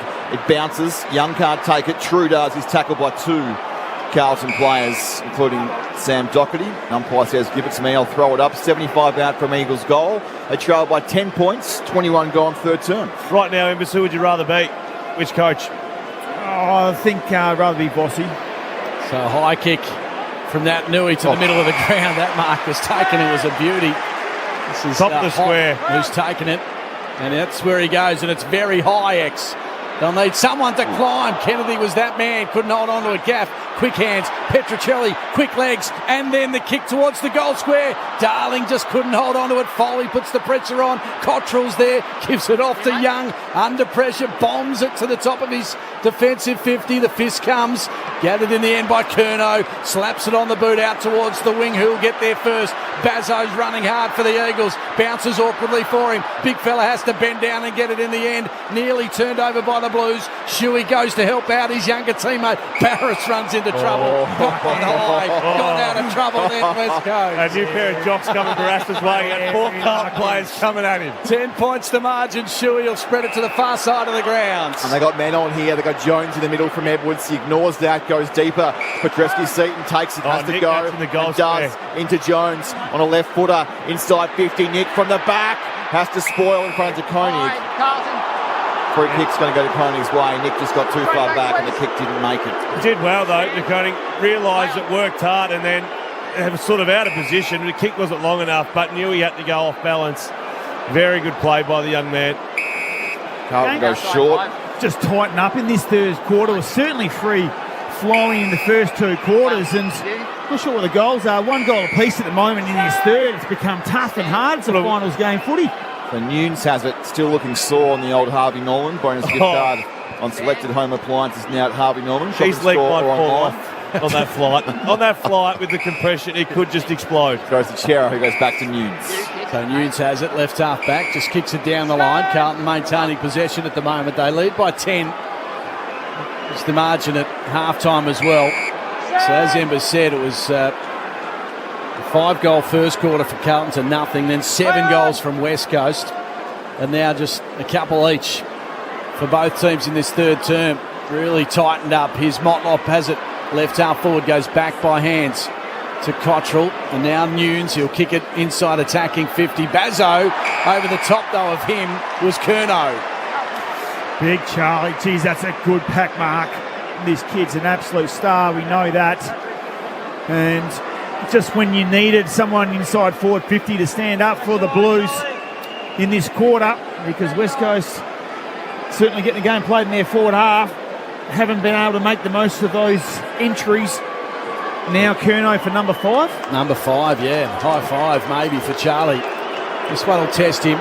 Oh, he'll kick it. You reckon he'll kick it right on the 50 from the angle? Oh, X-Man, he kicked it. He smashed it straight through the big sticks for 5. That was a big goal. Wow, that was with power. The Triple M Beacon Trade scoreboard, supporting tradies with over 120 stores, expert trade teams, design services, huge range of electrical accessories. Beacon makes every tradie's job easier. It is now out. He's had a 10-9-69 to 8-5-53, 16 points to margin. Sorry, look, he's had a couple today where he has beaten Harry Edwards on an easy lead up where any forward would mark it because there's been no pressure. But on that occasion, there was a pack of 5 players, and he's kicked that football 62.5 metres. I had my golfing radar on that. That just flew. That was so powerful. 50 goals now in the year too, so that moves him into first for the Coleman medal chase as well, and obviously 4 goals, 4 clear of Cameron. Yep. Prior winning that last year, so those Blues know how to get him. Important Cameron has a big finish for someone. So McDonald's and Ream Hot Water, Triple M Rocks footy. The Blues by 16. The clearance comes Hewitt's way to half forward. Hearn battling with Durden. The ball gets over the back of the pack. Durden, a nice little tap. Just keeps the ball going forward. But not doing some nice work back there. It's Petreski-Seaton for the Eagles. Gave it to Baslow. And he just put Edwards in all sorts of trouble. And Durden shoves him across the line. Downstairs, Bob Jane T-Marks to Britt. Jack Silvani came off the ground looking pretty ginger. He has that heavily strapped leg, so we'll keep an eye on him. Bob Jane T-Marks look after you. Buy 3, get 1 free. Instant cash back on top tyre brands. Call 13 26 25 or order online today, bobjane.com.au. Ball thrown back in. Tommy Mackay out of the ruck. Kicks over his shoulder towards the goal. It'll be forced through, though. In the ends, Harry Edwards was there. The tall timber carried it through, so a minor score, 10-10-70, plays 8-5-53. The Blues doing the job. 26 minutes now ticking over. And a couple to go before three-quarter time. The Eagles desperately in need of one here. Have to keep the next lock. Yeah. Have to keep the next. Just keep the pressure on. Petreski-Seaton takes the kick out. He's 60 out from his defensive goal. He'll chip it along the line. It was well measured, though. And Gaff's taken the mark. How many red Zeds for Gaffy Beast? He's got 8 this term, so another busy term for him, like. So now he's 24 for the game with 5 clearances. Running into a bit of form, Andrew Gaff. Much needed as the ball's in the hands of True. He lost it, though. So too did Wiedering. True threw himself back in onto it, and somehow Wiedering shoveled it out. Not sure that was legal. The hand pass was gathered by Duggan, who gave it straight to Cripps. Barges his way through. Here they come. O'Brien will kick to the top of the 50. Curnow scoops it off the turf. Then goes on the right. Not a bad option in the ends. Cottrell out on the wing. Gives it to Fisher. He looks inside 50. Decides to kick it to the tall timber. Barris is there, climbing high. Hand passes to Shuey, puts him under pressure. Hearn's kick was not too bad in the ends. Measured it nicely.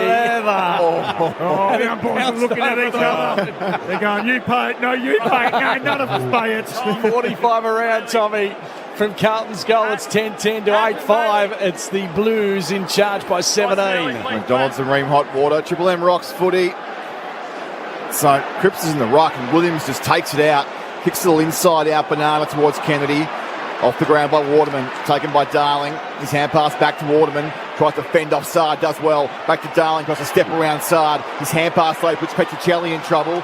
Doherty just sails over the top, takes it, and then thumps it to half forward. Hearn goes up and spoils and just kills it across the line. 60 out from goal for the Blues. And, of course, on the way home tonight, grab yourself a 100% Aussie Angus beef and chunky tomato relish. Catch your mighty Angus at Macca's today. Good. Get a couple, Tommy. Hash browns and cheeseburgers, I always say, very good. Not sure you can get hash browns now. Can you get it all day? Absolutely, mate. Okay. 24-hour menu. Okay, beautiful. The wrong ball with you? thrown back into play. No, nothing. Midday menu, and it's been buzzed. There you go. That's been, what I thought. I'm a regular there. I know everything about Macca's. Well done, Locke. That was a recent change. Just smile and ask, mate. They'll do it for you, Locke. McDonald's itself. There's a bit of holding on, and it's going to go Shuey's way against Cripps. So 20 seconds or so to go before the quarter. They trail by 17, the West Coast Eagles. This has been intense, this third term. It was free-flowing in the first half. Things have tightened up a touch as Shuey goes short to Duggan. They'll ride out this quarter for a big last term here at Optus Stadium. The Blues needing the points to keep themselves in the top 2 hunts. They'll be in the top 4 if they can get the win. There's the siren. And they're looking the goods at the moment. They're 10-10-70, the Mighty Blues up against the West Coast Eagles. 8-5-53 for McDonald's and Ream Hot Water. Triple M Rocks footy. That quarter for Beacon Trade, supporting tradies with over 120 stores, expert teams and a huge range of electrical products and services. Beacon makes every tradie's job easier. For McDonald's, Triple M Rocks Footy. 100% Aussie Angus beef and chunky tomato relish. Catch a mighty Angus at Macca's today. Triple M Rocks footy in 3.5 minutes.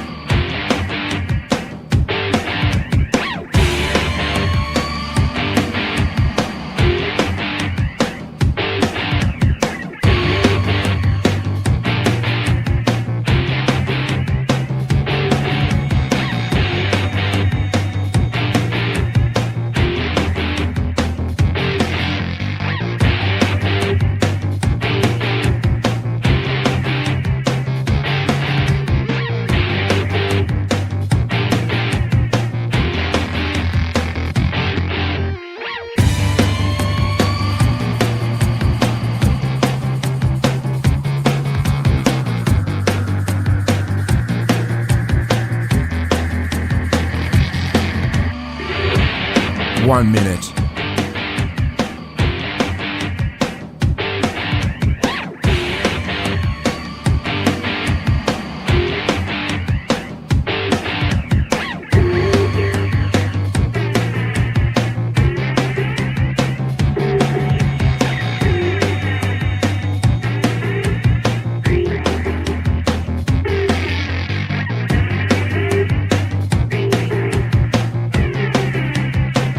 Seconds.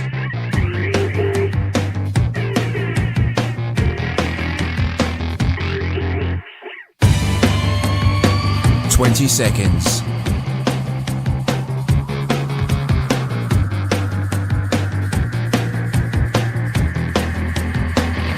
10 seconds.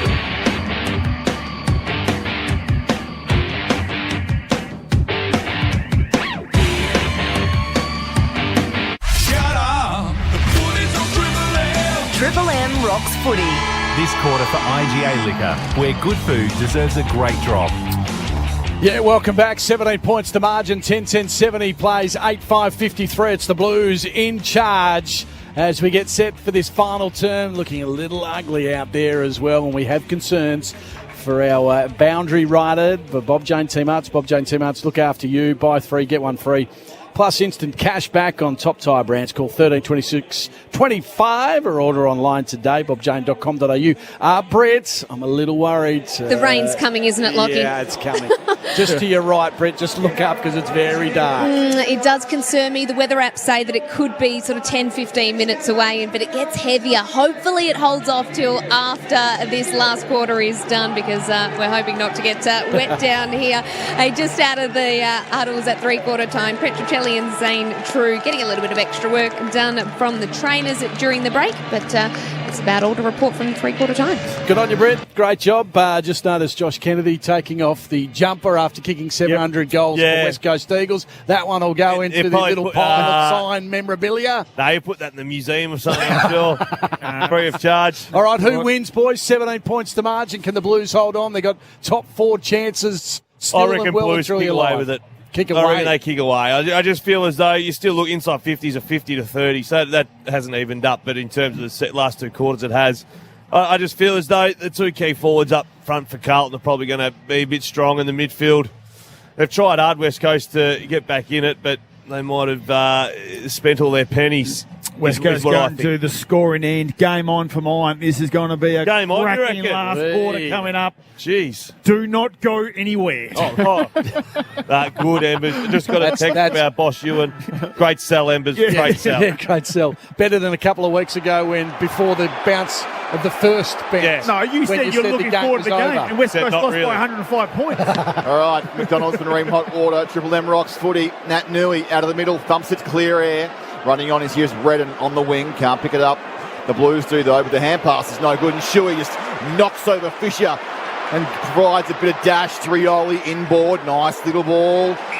Taken here by Redden, plays on quickly to Rioli, sets him up. Just dances around Sard, inside 50. Had Kennedy on. Take your pick. Had True on and kicked it straight. Had the goals on as well. Yeah. He's got the 40. Down the throat of the Blues. Now O'Brien with a nice kick to the far side, and Mackay has taken the mark. And he just kicks inboard. And mark taken out there by Nunes on the wing. He's solid, Nunes.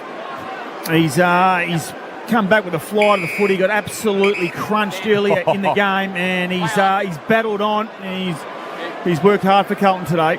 So the ball at right half back. Short pass will work out okay. This is Kennedy with the footy for Carlton.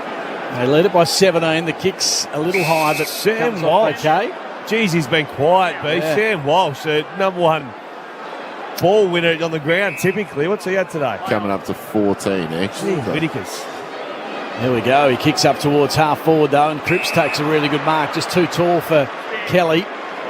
Kelly's told to stand on the mark as Cripps looks inside, attacking 50, and Mackay just a little tall. The matchup not perfect with Hearn in front, and Edwards trying to come from behind to knock it out of his hands. Couldn't do so. And he'll kick from about 48 metres on the angle from the boundary. Yeah, and he's done a couple of snaps. Well, one in the first quarter where he was able to kick a goal.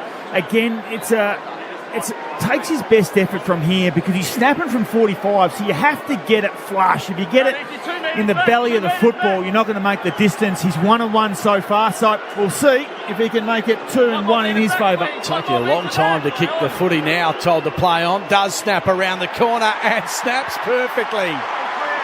Brilliant start for the Blues, just what they ordered. 11-10-76. They take on the West Coast Eagles. 8-5-53. Brit on the boundary. Bob Jones, teammates. Looks like Greg Clark will come into this game. I mentioned Petruccelli getting a bit of extra work done at three-quarter time. That hammy causing him a bit of concern, so he'll be subbed out. Good on you, Brett. Bob Jones, teammates look after you. Buy 3, get 1 free, plus instant cash back on top tyre brands. Call 13 26 25 or order online today, bobjane.com.au. Harry Mackay, Strong. He's got 3 now. Curno's got 5. It makes a big difference when you got forwards inside forward 50 that can take a mark, and we've got a midfield that bats deep. What would Worcester say to you back in the day, Embers, if you were going to snap from 50? There you go, yeah, all the best to you, Embers. But, Gee, he does it well. yeah. So margin 23 points. Seagulls need one quickly. Nat Nui out of the middle. Strong tackle laid by Kelly. Ball can't go far because Cripps has got it. Kicks it to half forward. Oji Chera did really well. And a spearing ball towards Mackay. Good swirl from Barras. Just ran past the footy though. Petrescu-Seaton to Hearn. His kick's a wobbling one inside the centre of the ground. Jakonik did well. That's a big kick. Thumps it 80 metres towards the square going back. Oh, Harry Edwards did very nice. Better second half. At least he's competed in the air, where he was certainly outmatched in the first half. Duconi's just running all over Nick Nat Nui at the moment. His kick though is a shocker. Almost taken by Silvani. Going back though, Petrescu-Seaton does well. Saves his teammate, gives it to Bazzo, who thumps it to the far wing, and it's gone out of bounds on the full, but it's still a long way out from home. I think that was part of his thinking. Obviously, he didn't want to kick it out in the full, but better to be on the wing than pressure in the back pocket. So the kick goes in the direction of Cripps. He really attacked it and then laid a beautiful tackle on Clark, who's just on, in fact, it's Gav. Now the kick inside attacking 50, a little bit of holding on, and Mackay, I think, might get the free against Edwards. Arms all round him, Mackay, with a chance to kick another. Yeah, lining up for number 4 now. Harvey Norman will pick this up. Umpire straight away, and he saw it. Having a look at it right now. Yeah, they're clear. Look at his arms. He's hugging him. So do another snap. Big Has around the corner it goes. Straight through. 9 goals between the two big forwards for the Blues.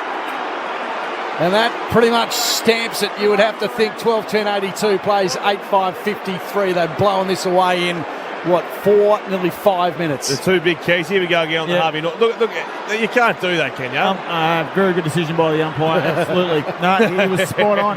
You can't do that. No, Stu, why would you do it too? How many's Harry's been, Edwards? How many goals do you reckon been kicked on him today? 10? Maybe. All right. No, a handful, but a couple early. I blame them on the midfield. Handful. More than Michelle Pfeiffer. He's taken a few nice marks. No, but you can't really blame him for the ones with the midfield. Yeah. Tim Kelly and them have one disposal in the first quarter. Play off him, mate. Trying to finish a young kid up. I'm not about that. He's never had a goal kicked on you in your life. Bonus gift card on selected home appliances. Now at Harvey Norman shop in store or online. Club legend ending plays careers here. So Redden out of the middle, goes to Kelly and just taps it forward towards Gaff. Keeps applying pressure, just sockers it forward. Bit of wet weather style footy. Turnover though. Here's O'Brien on half back. His hand pass comes inboard. And here's Newman, wants his left side, goes back. Now the kick's going to come inboard. Free kick actually down the ground, I reckon. Yeah, Newman's just got sat then. Yeah. By Liam Ryan. What do you made of Liam Ryan's game? He's seen a bit off for me. No, he's been off all year, I reckon. How many disposals he had, Beast? Not many, X. He's just 3 for the night. 3 touches. Yeah. That's horrible. I reckon he's flown a couple of times at the wrong time to mark the footy. Well, he doesn't work hard enough to get involved. So now Carlton through the middle. Got players everywhere. Walsh just kicks it inside 50. Going back, the kick came from Kennedy towards O'Brien, and he just runs out of room. He's 60 out from home, goes across the line. We'll throw it in. Just received a text message from someone saying, "Good on you, X, stick up for young Harry Edwards." Well done. He's a good player, Harry. Yep. Mr. and Mrs. Edwards, apologies. Back into play. You're allowed your opinion, Embers. That's what I we reckon like. I'm with you, Embers. I reckon 7 or 8. Chera tried to get the hand pass away. Cripps has been fantastic to start this fourth term. He kicks the check signs out of bounds on the full. That would have been magnificent. Yeah. He's lifted this quarter, though, Locke, hasn't he? Yeah. He's been the one in the middle. Well, he's actually pushed forward. So 12-10-82 plays 8-5-53, 7 gone. The Blues leading, and Wiedering just having a bit of work on the bike at the moment. Keep the legs rolling over as Bazzo. What happened there, X? Came off his knee. Right, yeah. I thought that. He tried to kick at 60 and it went 13 sideways. Duggan took the mark. So the Duggan kick will go to the far side. Pack forms. Silvani claimed the mark, then he was caught in a tackle by Kelly. Ball not going anywhere, so we'll throw it up. Far side, 12-10-82 Carlton. West Coast, 8-5-53. That We're was just horrible laughing with Harvey Norman at the moment. The inside. He kicks like my 3-year-old. He's actually lucky that he got ball to boot. He nearly missed the whole thing. Of course, we saw that on the Harvey Nolan. Bonus gift card on selected home appliances now at Harvey Nolan shopping store or in line. And Sam Walsh has a free kick, half forward. Called to play on and does. Inboard, dangerous kick. Put Chera under pressure. Sam Walsh this quarter, unsighted for 3. What's Sam Walsh done this quarter, Beast? Well, he's sneakily got up to 20 disposals now, X, and 8 this term. So Chera into the pocket. Williams claims the mark. Umpire says nothing given, so has to play on. Ball hits the deck. Diving in here is a couple of players. Cripps just tries to bullock his way through. Hand passes to open space. It goes to Kelly, though. Hearn overruns the footy. Going back in there and putting more pressure on his Fisher. Little soccer kick towards half forward for Carlton. Durden can't pick it up. Doherty does, but Kennedy grabs him. The umpire says, I'll have it. Centre half forward, the Blues. Leading by 29 points. We're going 6 minutes and Sam Walsh has now had 9 touches. You can't keep him out all game, can you? Ball thrown up again. Kennedy there for Carlton, couldn't trap it. Cherry goes to lay a tackle on Gaff, trying to get rid of it was Clark. Somehow it came out to Doherty, and then the high kick from O'Brien to the top of his attacking 50, and Cottrell's taken the mark. That was really good. Really good mark. Well, we're just starting to get on top around the contest, haven't they, in this last quarter? And they're getting it forward. They're certainly dominating disposal as well. West Coast just can't get their hands on the footy, and it's been the issue for West Coast. They've played good quarters throughout the season, just haven't been able to put 4 quarters together. They were slow to start, and when you do that, you just spend so much fuel just trying to get yourself back in the contest. And as we have a look at Liam Ryan coming off the ground, he might be a little bit injured. Cottrell's kick is a good one. It's travelling all the way for a 6-pointer. The Blues put the nail in the coffin, and they'll stay in the top 4. 13-10-88 plays 8-5-53. Impressive final term from Carlton when they needed it most. That's on the Triple M IGA Liquor scoreboard. IGA Liquor, where good food deserves a good drop. It's interesting that Liam Ryan just ran off with the doctor then. Interesting to see if there is something going on, because 3 disposals, not good enough by him. But Carlton, they just put the foot down now. The 4 points are well and truly done, but what damage can they do? Like a hurricane just came through the box, X. Yeah, good. Hopefully it tumbles down. Britt didn't bring a rain jacket. Some nice person down there will surely loan the umbrella or something for Britt. Percentage is important too. Looking at the live ladder, it's currently 5th. Carlton, they need to pile it on. They haven't got a great percentage compared to the 4 sides above. Nat Nui just ran past the footy. Little shove from the Koenig. Needed to do better. The umpire says I'll throw it up again. Yeah, that probably just summed up Big Nick's day. Just hasn't had it his way. He was outstanding last week. Sometimes that happens in second week Blues, and he certainly had it today. So Shuey got a clearance, but it's been marked here by Nunes. So, he still looks sore, X. Oh, his leg might fall off. I'll tell you, it will fall off on the plane. Yeah. They'll carry it out. That cork, it was a monster. Goes to Hewitt. He goes short here to Fisher. He gained about 20 metres and a couple of kicks. Just outside the centre square on the far side. He goes short. Mark and taken here for the Blues. So a little switch kick to the far side to Doherty. who just runs and plays on. His kick, well, it wasn't a great one, but it's landed in the hands of Patrick Cripps, 40 out straight in front. Again, another luxury to be able to have Cripps with the way they're going at the moment, to push inside forward 50. I think that's what's happened a little bit in this last quarter. It's allowed Sam Walsh to actually be the number one in there. And, geez, you've got Curnow, you've got Cripps, you've got Mackay. It's a dangerous forward line when you get the game played in your forward half as the rain comes and all we do is feel for Britt Taylor right now. Tell you what, Eagles fans normally don't need a reason to leave the game. Now it's pissing down. They're off in their droves as Cripps just runs in, 40 out. The captain puts a bit of icing on the cake. Better bounce it. And they love it too, the Blues. They come and get around their skipper, nails it from 45. And this quarter has been a big one for Carlton. 14-10-94, West Coast 8-5-53. 7 of their goals came in the second term. So West Coast kicked 1 goal in 2.5 quarters. Yeah, and the rain has just started to tumble down as we speak.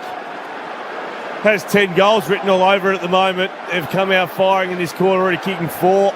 Still not even halfway through this last quarter. Carlton, as we said earlier, they need the percentage. They need to pile on him when they can. Brittany Taylor, you're welcome to come upstairs, mate. I'm extending the olive branch because it is tumbling down. Looking on the Harvey Norman as we speak. Finally, we believe that it's raining. What do you mean she's welcome, mate? She's standing behind us right now. Gotcha. I won't lie, I have found a little bit of cover. Good on you, Britt. Stay down there, out of the rain. Ball out of the middle again. Can West Coast maybe get a goal and put some respect back on the scoreboard? Although it's going to go the Blues' way. Here's Hearn, can't trap it. Getting a little slippery now, the surface, or even more slippery than it has been. Chera bumbling What are you around, saying? so It didn't rain. Koenig. It's been raining. Here's Shuey. Received it from Foley. Kick inside 50. Plowman did well. And the Blues out again. Cripps will take the mark. He's been huge, hasn't he? He'll chip it further afield. And Newman's there. Cripps has a rest now. He says, that's enough. I've gone for 14 minutes. Game's over. The game is over. Rest him up and get him ready for next week as Silvani kicks inside 50 and Mackay's taken the mark. And Barras shakes his head in disgust. Just quickly, Cripps' first 10 minutes this quarter, 8 disposals and kicked a goal with 2 clearances and some contested disposals everywhere there. He just worked hard, him and Sam Walsh, and they put the sword straight through West Coast. 22 for Cripper, 8 clearances to go with that 1 goal, 5 score involvements each. Harry Mackay. Again, just the luxury of having 2 key forwards inside your forward 50. We're right behind this one. Harry kicks. He was celebrating early and it just swung away at the last minutes. Punt. It was a nice drop punt. Yeah. Look.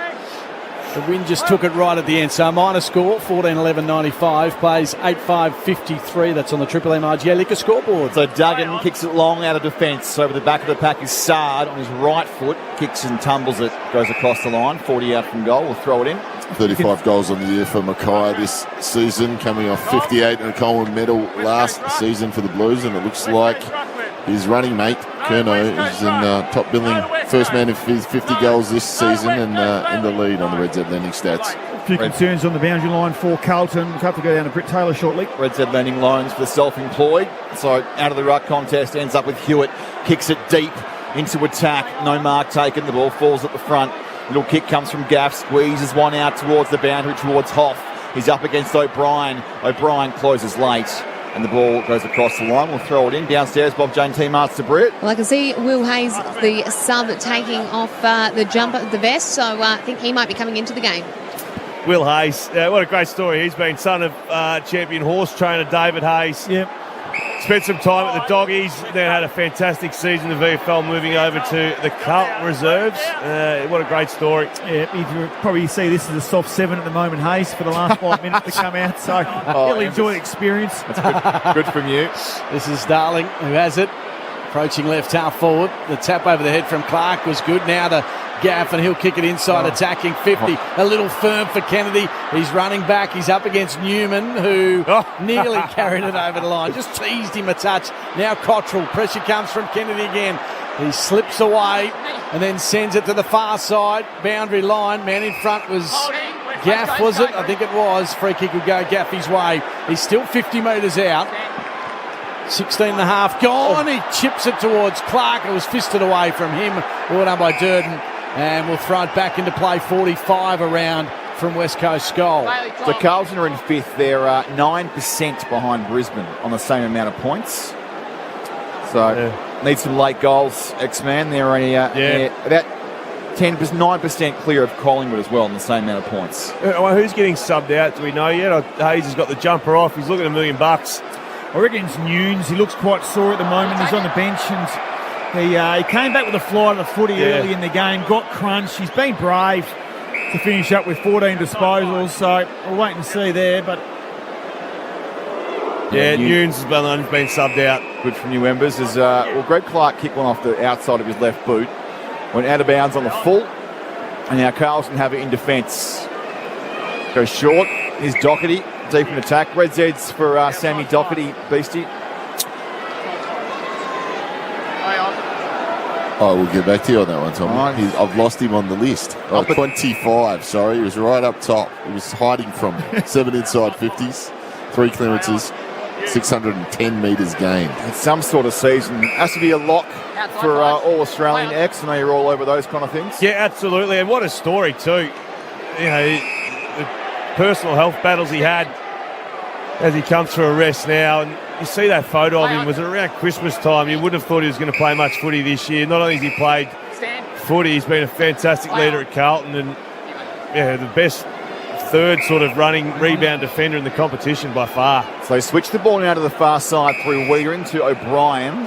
He's going to want his left side and gets it and goes short.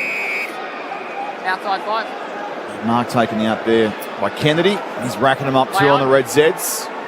Going to kick it inside 50 to the pocket. From behind, Bailey Williams launches. The ball gets over the back. He couldn't kill it. Duggan runs past it. Tap key towards Walsh. On the right foot, snaps. Walsh nails another one. It's raining down goals. And Sammy Walsh has had some sort of final turn. 15-11-101. West Coast 8-5-53. The margin is just getting bigger and bigger. And, of course, we're here for Ream Hot Water, built up for Aussie conditions when it comes to water heating. Ask your plumber to install the Ream. Yeah, he's had a big last quarter, hasn't he, Beast Walsh? He has 24 disposals now, 12 in the term, 5 clearances, 2 in the term, and a goal in the term now with 7 scoring involvements for the game on the Red Zed lending stats. Yeah, just kept working. Cripps has pushed forward. It's allowed him to find a bit of footy, but they've just put foot on throat, and good teams can do that. West Coast, 1 goal in almost 3 quarters of footy. Fair to say you're not going to win many games. Sam Walsh heads off and enjoying a well-earned rest. Carlton got 3 top 4 battles to come in the next 5 weeks. Geelong, Melbourne and the Lions. Yep, there we go. Seabus Super making hard work pay off. Embers and the X-Man and the Blues are going forward again. They lead it by 48 at the moment. Cripps just shrugs off the tackle, draws the defender, gives it to Motlop. Took a long time to kick, but will land his targets, and it's Curnow. So Curno's already kicked 5. Poor old Harry Edwards stands on the mark as Curnow plays on and misses to the right-hand side. Just needed to take his time just to get the Super 6, but in the end, didn't happen. He's only accurate. Embers would already be right. He's got 5 goals, 3 now. 5 goals, 3. There you go. Right on. Embers, 15-11-101, plays 8-5-53. Not sure that score's been updated on the big screen. I think it's 102. There you go, Tommy. Take it away.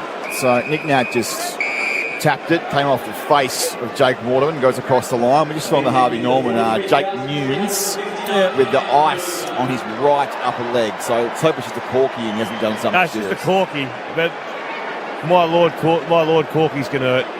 Underrated, aren't they, Embers? The big whack on the quad. The boundary throw-in on the wing ends up in Kennedy, kicks it long towards Charlie, over the back. Charlie runs and runs, but Petrescu-Seaton did well.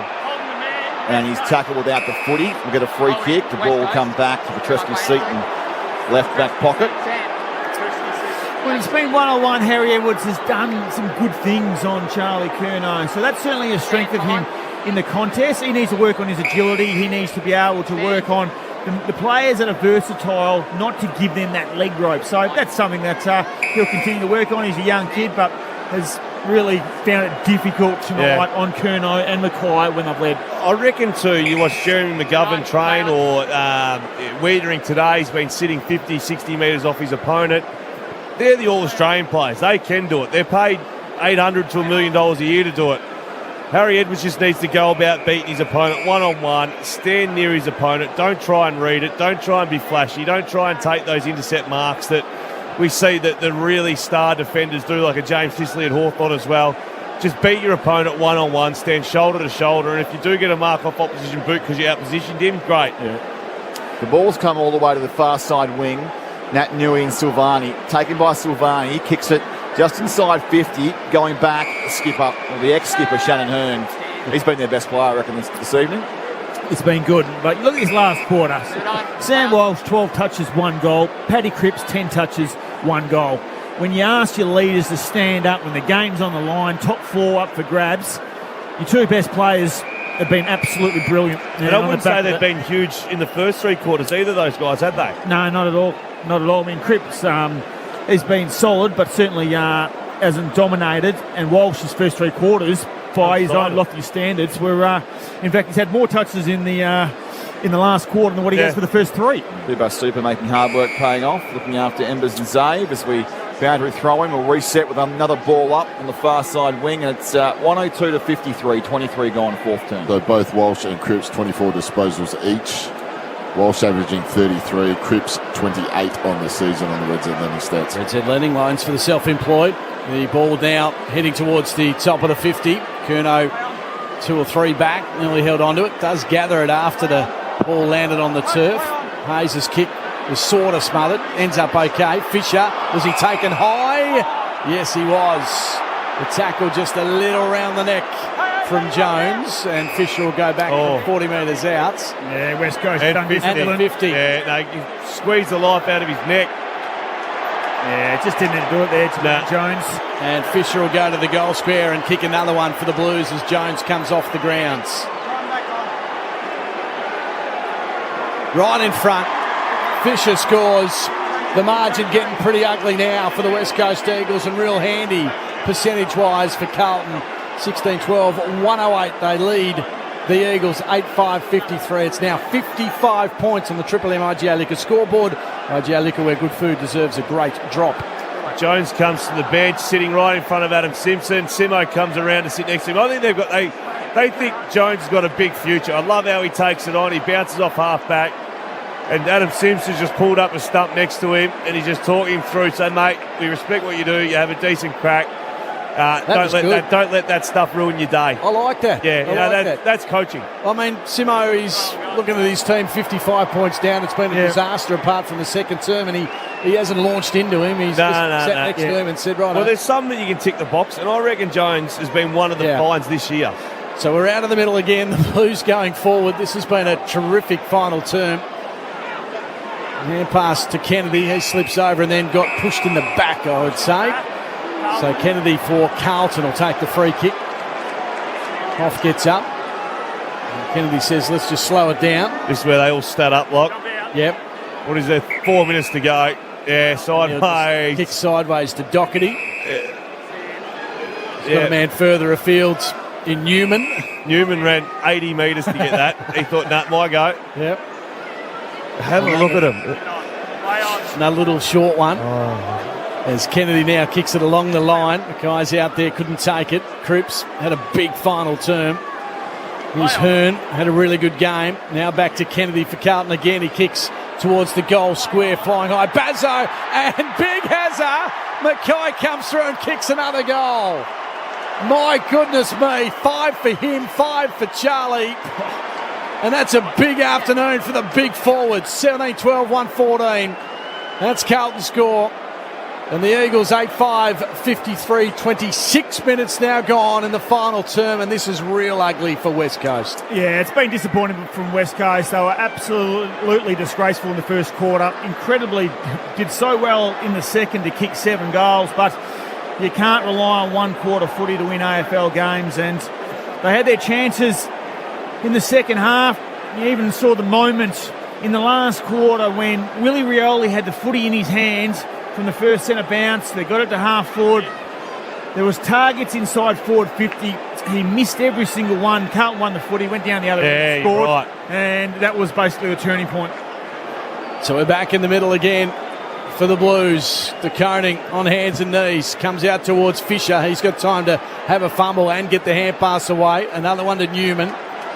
17-12, plays 8-5. Newman's kick up towards half forward, and here we go. Hayes has taken the mark. Just on the grounds. Will Hayes told to play on. Fires one inside 50 again. He's on the lead, Harry. And he's taken another mark. He's looking for 6 now. He's going to have a real party. Career high is 7. There we go. Yeah, they've just absolutely put West Coast to the sword right here. You hate to think that, players stop trying, but you just feel that West Coast, after a slow start, worked hard to get themselves back in it. From 48, he tried to get the wind to go his way and push it across, but in the end it went to the right-hand side for a minor score. So 17-13, 115 is Carlton's score, and the Eagles are 8-5-53. That's on the Triple M IGA Liquor scoreboard. So Hearn out of defence, just plays on and kicks to half back here. Going up Williams from behind is De Koning. Can't mark. Kelly takes it off the hands. He's kicked those turned over, and Doherty's got it on the wing. He's going to go backwards and does to Plowman, just inside the middle of the ground. Plowman by hand to Sard. Sard by hand again. To the far side here is Hewitt on the wing all by himself. Going to go short. And does. Stand. Cottrell goes short again to Silvani. Stand. Just under 2 minutes to go on this final term. Comes inboard with a nice ball to Newman. Play on. In the middle of the ground. He kicks and spreads it wide all by himself. Taking a mark out here. Trying to see who this is. It's Hayes. Yeah, so Hayes, the sub is on. He's marked at 52 out. Straight away, they've all pointed towards the goal. So it doesn't look like Hayes, 55. Hayes got the distance. He's nice and fresh. Oh, wow. So Will Hayes with a big kick. It's a big kick. It's touched just on the line. It's kept in. Goes past Durden. Just trying to run past the footy. He's dug it. Picked up by Silvani. He snaps and misses to the near side. 17-14. 116, West Coast 8-5-53, 29 gone, fourth term. It's funny, you see the joy from other players there. Sam Doherty thought that was going through, been around forever, played some brilliant football, ran 40 metres with his arms in the air to celebrate with Will Hayes, then turned around and charged back to his position. And that's why you love seeing debutants play, because it does bring joy back to those older players who, it's not monotonous senior footy, it's fantastic, but it just gives you a bit of a kick. 63 points the margin as West Coast goes short from defence. Gaff has it, received it from Petrescu-Seaton, and now heads towards the wing. Bailey Williams is the target. Jumped a little early though, couldn't trap it. Young out the backhand, passes the Blues' way.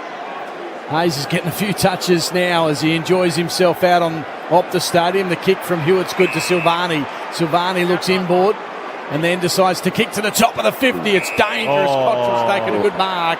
And Harry Edwards just a little late. Just got bumped down.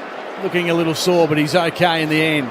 I loved it. He's trying hard. He is trying. That would have taken the wind out of him. Yeah. We saw Cottrell kick one in this quarter from a little bit closer, but he got the distance, no dramas. So give him a real chance here, X-Man. Well, you'd think so, Lock. Yeah, I'm going to back him in. All right.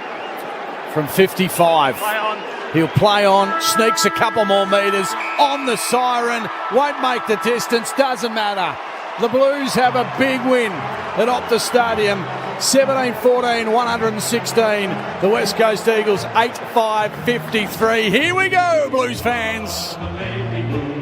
We are the old dark navy blues.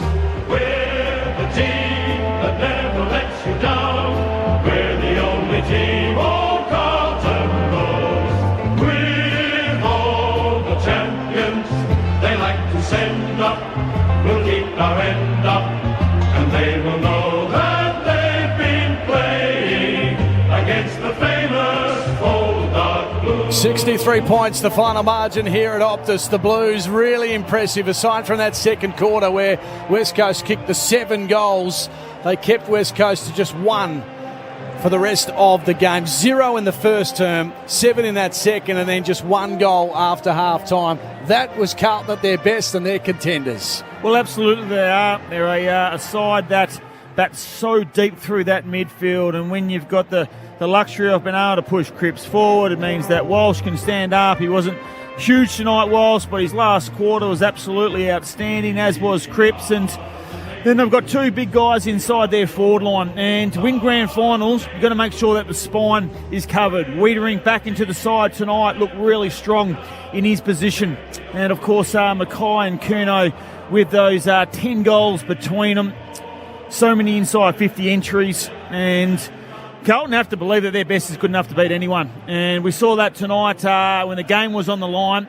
They certainly were able to go to another level. Well, the first quarter and the third quarter, if you combine the inside 50s there, I think it's something like 43 inside 50s to Carlton to 6 for West Coast. Well, 44 to 6 over those two quarters. Scoreless in the first, scoreless in the last. Not good enough.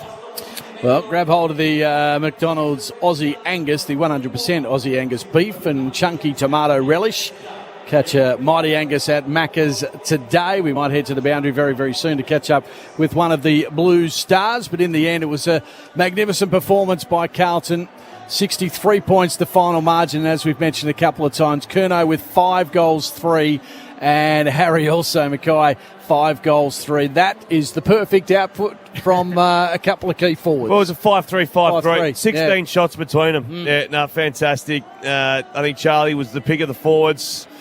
Let's just head down to Wilsco Field at Fox Footy with a big Charlie Curnow. I'm fair to say you learn everything you know down in the college, mates. Well done, 5 goals. Big game for you today, mate. Yeah, another college man here. But yeah, no, it was good effort. I reckon the boys come out in the first quarter with real contest and pressure mindset.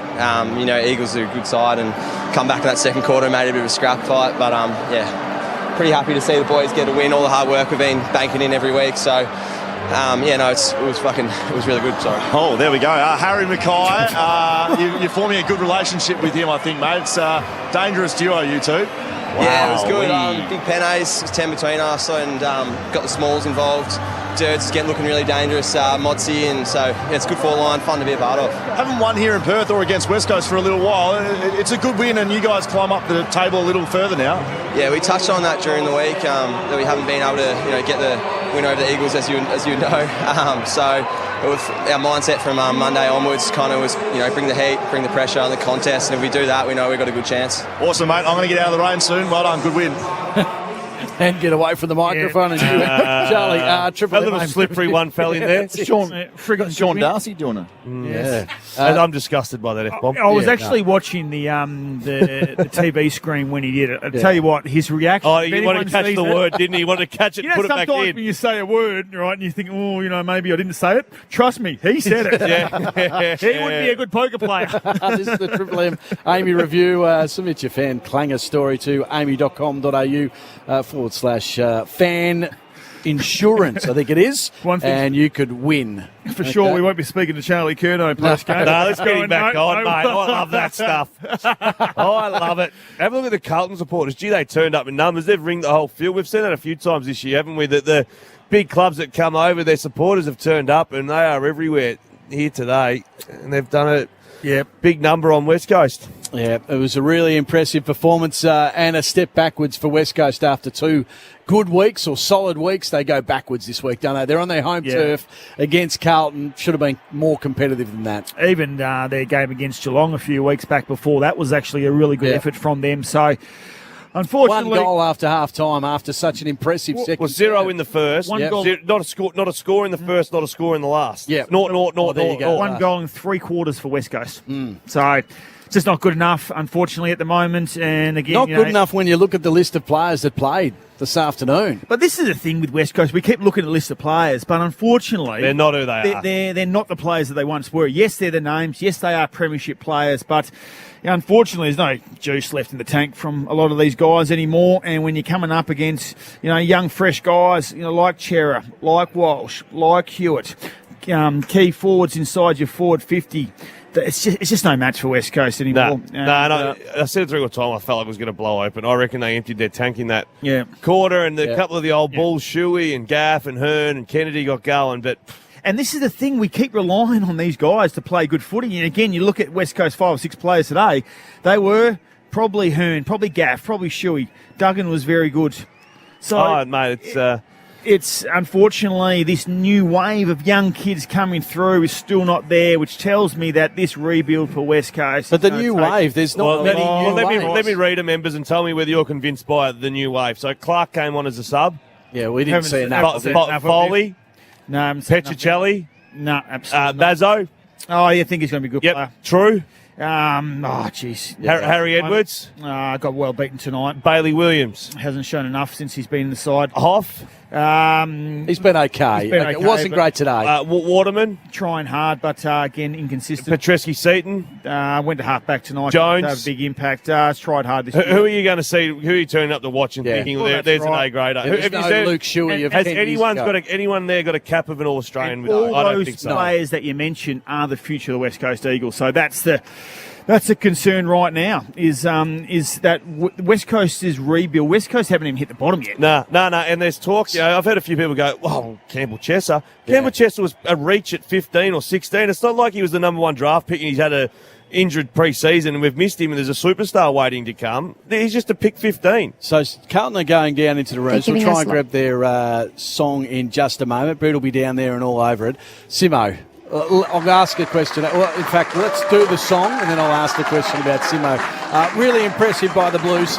They're making their way to the rooms. The fans are loving it. 17-14, 1-16. They defeated the West Coast Eagles 8-5-53. The final margin, a massive 63 points. They turned it on with 7 goals 4 in the final term to just blow the Eagles away. The Eagles did not score at all in the final term, and as X said, also in the first term. They're ready to go with the song. They're just hovering around, throwing the Gatorade or Powerade, whichever you want. Old Hazy in there. Now he goes out. Here we go.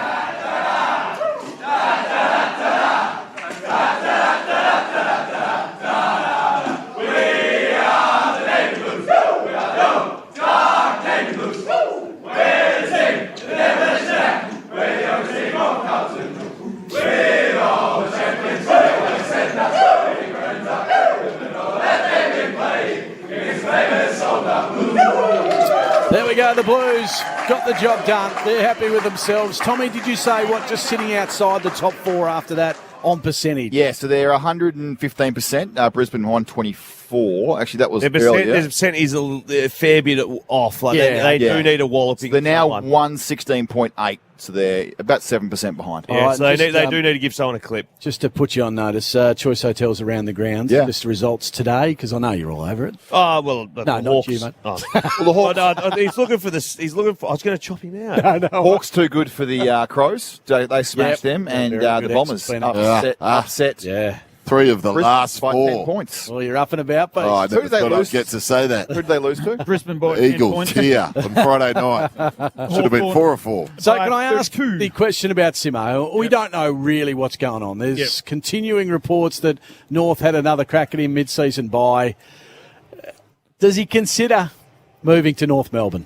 If I'm Adam Simpson right now... if you're Adam Simpson. I am 100% considering to take the North Melbourne job if it gets offered. And the reason why, I think West Coast have got another couple of years with Simo, so he's contracted to the end of 2024. Now, there's no guarantee that Simo gets an extension on the back of the next 2 years, and I can't see West Coast, having a big next 2 years. Yeah. So if that's the from case, his point of view, right?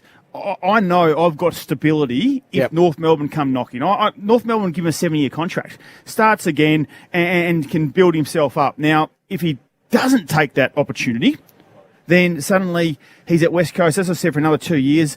If he gets another 2 or 3 year extension, he's at the club for 15, 16 years. We're talking Alex Ferguson kind of stuff. It's a long time to be an AFL senior coach. Now, it might be an opportunity if both West Coast and Adam Simpson having a chat with North Melbourne. If it comes up at the end of the year, that it might be a great way to part ways. And I to move definitely on. think it's something that Adam Simpson needs to consider. Yep, absolutely. All right, Embers, we're going to go down in the rooms to the winners because we love winners. And Britt is a winner, and she's got a winner with her. I do indeed. I have Lockie O'Brien. Lockie, congratulations on the win tonight. How did you view tonight's game? Because in that first quarter, it looked like it could be an absolute demolition job, but to Eagles' credit, they came back in that second term and gave you a bit of an arm wrestle, but in the end just came away with it. Yeah, I think you summed it up pretty well there. Obviously, we got away to the start that we really wanted. It's been a major focus for us, especially with the rest of the year coming, that we need to start well. It's something that we're building on, and then obviously can continue off the back of that. So obviously they did come back in the second quarter, and all credit to them. But the way that we came out in the third and fourth, especially the fourth, showed really good courage from the boys, and just sticking to what our game plan was and making sure that we didn't go away from that, because we did in the second of it. What about the performances of your boys in Charlie and Harry? 5 goals each, a great game for them. Yeah, really special. Obviously a little bit of rain late. Boys still clunking it up forward, but I'm sure they'll give all credit to the small forwards as well, blocking for them and things like that, giving them good looks. But when the time came this week, they really provided for us. Lockie, congratulations, mate. Xavier Ellis up here in the box. I'm just looking at Michael Voss on the big screen as we speak. What did he say to you at half-time? Obviously, momentum was in your favour at quarter time, and then West Coast launched in the second quarter. What was Vossi's words at half time? You could clearly, with the numbers, obviously they started to get a little bit on top of us in the ground ball combo with the tackle. Started applying better pressure, and we weren't able to adapt, and all credit to him, I suppose, in that area. So he just said that we needed to get back in that area, make sure we took the hunt to them, and then also drive through the tackles and make sure we get to the outside, get it forward. Mate, we mentioned the key forwards already. Charlie Curnow just dropped an F-bomb on Fox Footy, so you might be able to get to him about that. But mate, Wiedering back into the side. He's just an anchor down there, isn't he? He just must give everyone so much confidence. Yeah, so much stability. Obviously, Youngie's been doing a really good job providing that anchor role for us. All credit to him for the last couple of weeks. And now, obviously, Weed is coming back in some really good form, and he's continue on against, obviously, a really good duo in Kennedy and Darling. So Youngie and Weeders tonight were super. Lockie, Andrew Embley, congratulations on the win tonight. 50-plus games for you now, and when you sort of get to that number, you start to believe that you belong out there, and you certainly look like you're enjoying your footy. Yeah, this year's obviously been a really good change for me. I started to adapt well under the new coaches, and Vossi in particular has provided me with great belief and confidence. And going off the back of it, had good moments this year, but I'm just working tight with Tim Clark and making sure that those moments turn into good quarters, good games. How far can this team go? This team's strong. We believe in what we've got and the game plan that we're doing. Obviously, the biggest thing is not having lapses like we did in the second quarter and playing it for 4 quarters, because it's strong footy. Mate, your midfield group mostly had over 25. Sam Walsh and Paddy Cripps, though, weren't dominant in the first 3 quarters, but the first 5 or 6 minutes of that last quarter, they're just 2 inspiring leaders at the football club. Yeah, it's obviously the depth that we've shown. Ches, Georgie was super today, getting the ball forward. Obviously Walshy tries his heart out all night for us, and Cripper just leads from the front, gets it done. Lockie, well done. Great win this afternoon. Thank you, appreciate it. Lockie O'Brien. He's had a good season, very good season. That was a nice response. We're strong. We're strong. Yeah. Well, they are. And they're strong, yeah. So what midfielders around the league have Chera, Doherty's bag, Kennedy, Hewitt, Walsh, Cripps running through there? And I've probably missed one, but that's a strong midfield. And if you've got a strong midfield, as you'd know, 06, doesn't matter what happens anywhere else. If you win those clearances and get it forward, good luck. So it's a young, fresh midfield, isn't it? So you look at, say, Geelong, who's got the stars in there, but they're the older stars who know when to stand up at important time. You got Melbourne's midfield, who they probably rely a bit more on Oliver and Petrarca, and then the others are role players, aren't they? Role players. And this is why Carlton are a genuine contender, because they bat deep through the midfield, so they're going to get the game played in their forward half, and they've got 2 of the best key forwards in the one side. So probably the best. Probably two. You know what I mean? Right now, you probably throw Cameron in there as well. Yeah. So they've got 2 of the best 3 forwards in the game. Wiedering will get better and better, so he's really important to be able to keep that spine together. But DeConey's done a really good job in the ruck. You know, he gets out-muscled most games. He's not the tallest ruckman out there, but, geez, to tell you what, he put Nick Nat to the sword tonight. Yeah, you beauty. Hey, Beast. Yes. Your Bombers won, but you've got to do the rest. On your Beastie. Yeah, thanks, X. Thanks, X. I know you're a former supporter too. Mm-hmm. Give us the means a lot too. So, leading the way for West Coast, Gaff. 30 disposals for him, 6 clearances. Hearn had 28 with 10 marks, 700 metres gain. He was big all day for them. Duggan and Shuey, 22 each. Kelly finished with 21. West Coast, though, gave up 7 goals from turnovers. And for the Blues, leading the way was Doherty, 28 disposals, 3 clearances, 7 inside 50s, 8 score involvement, 603 metres gained. Chera had 28 with 9 inside 50s and 511 metres gained.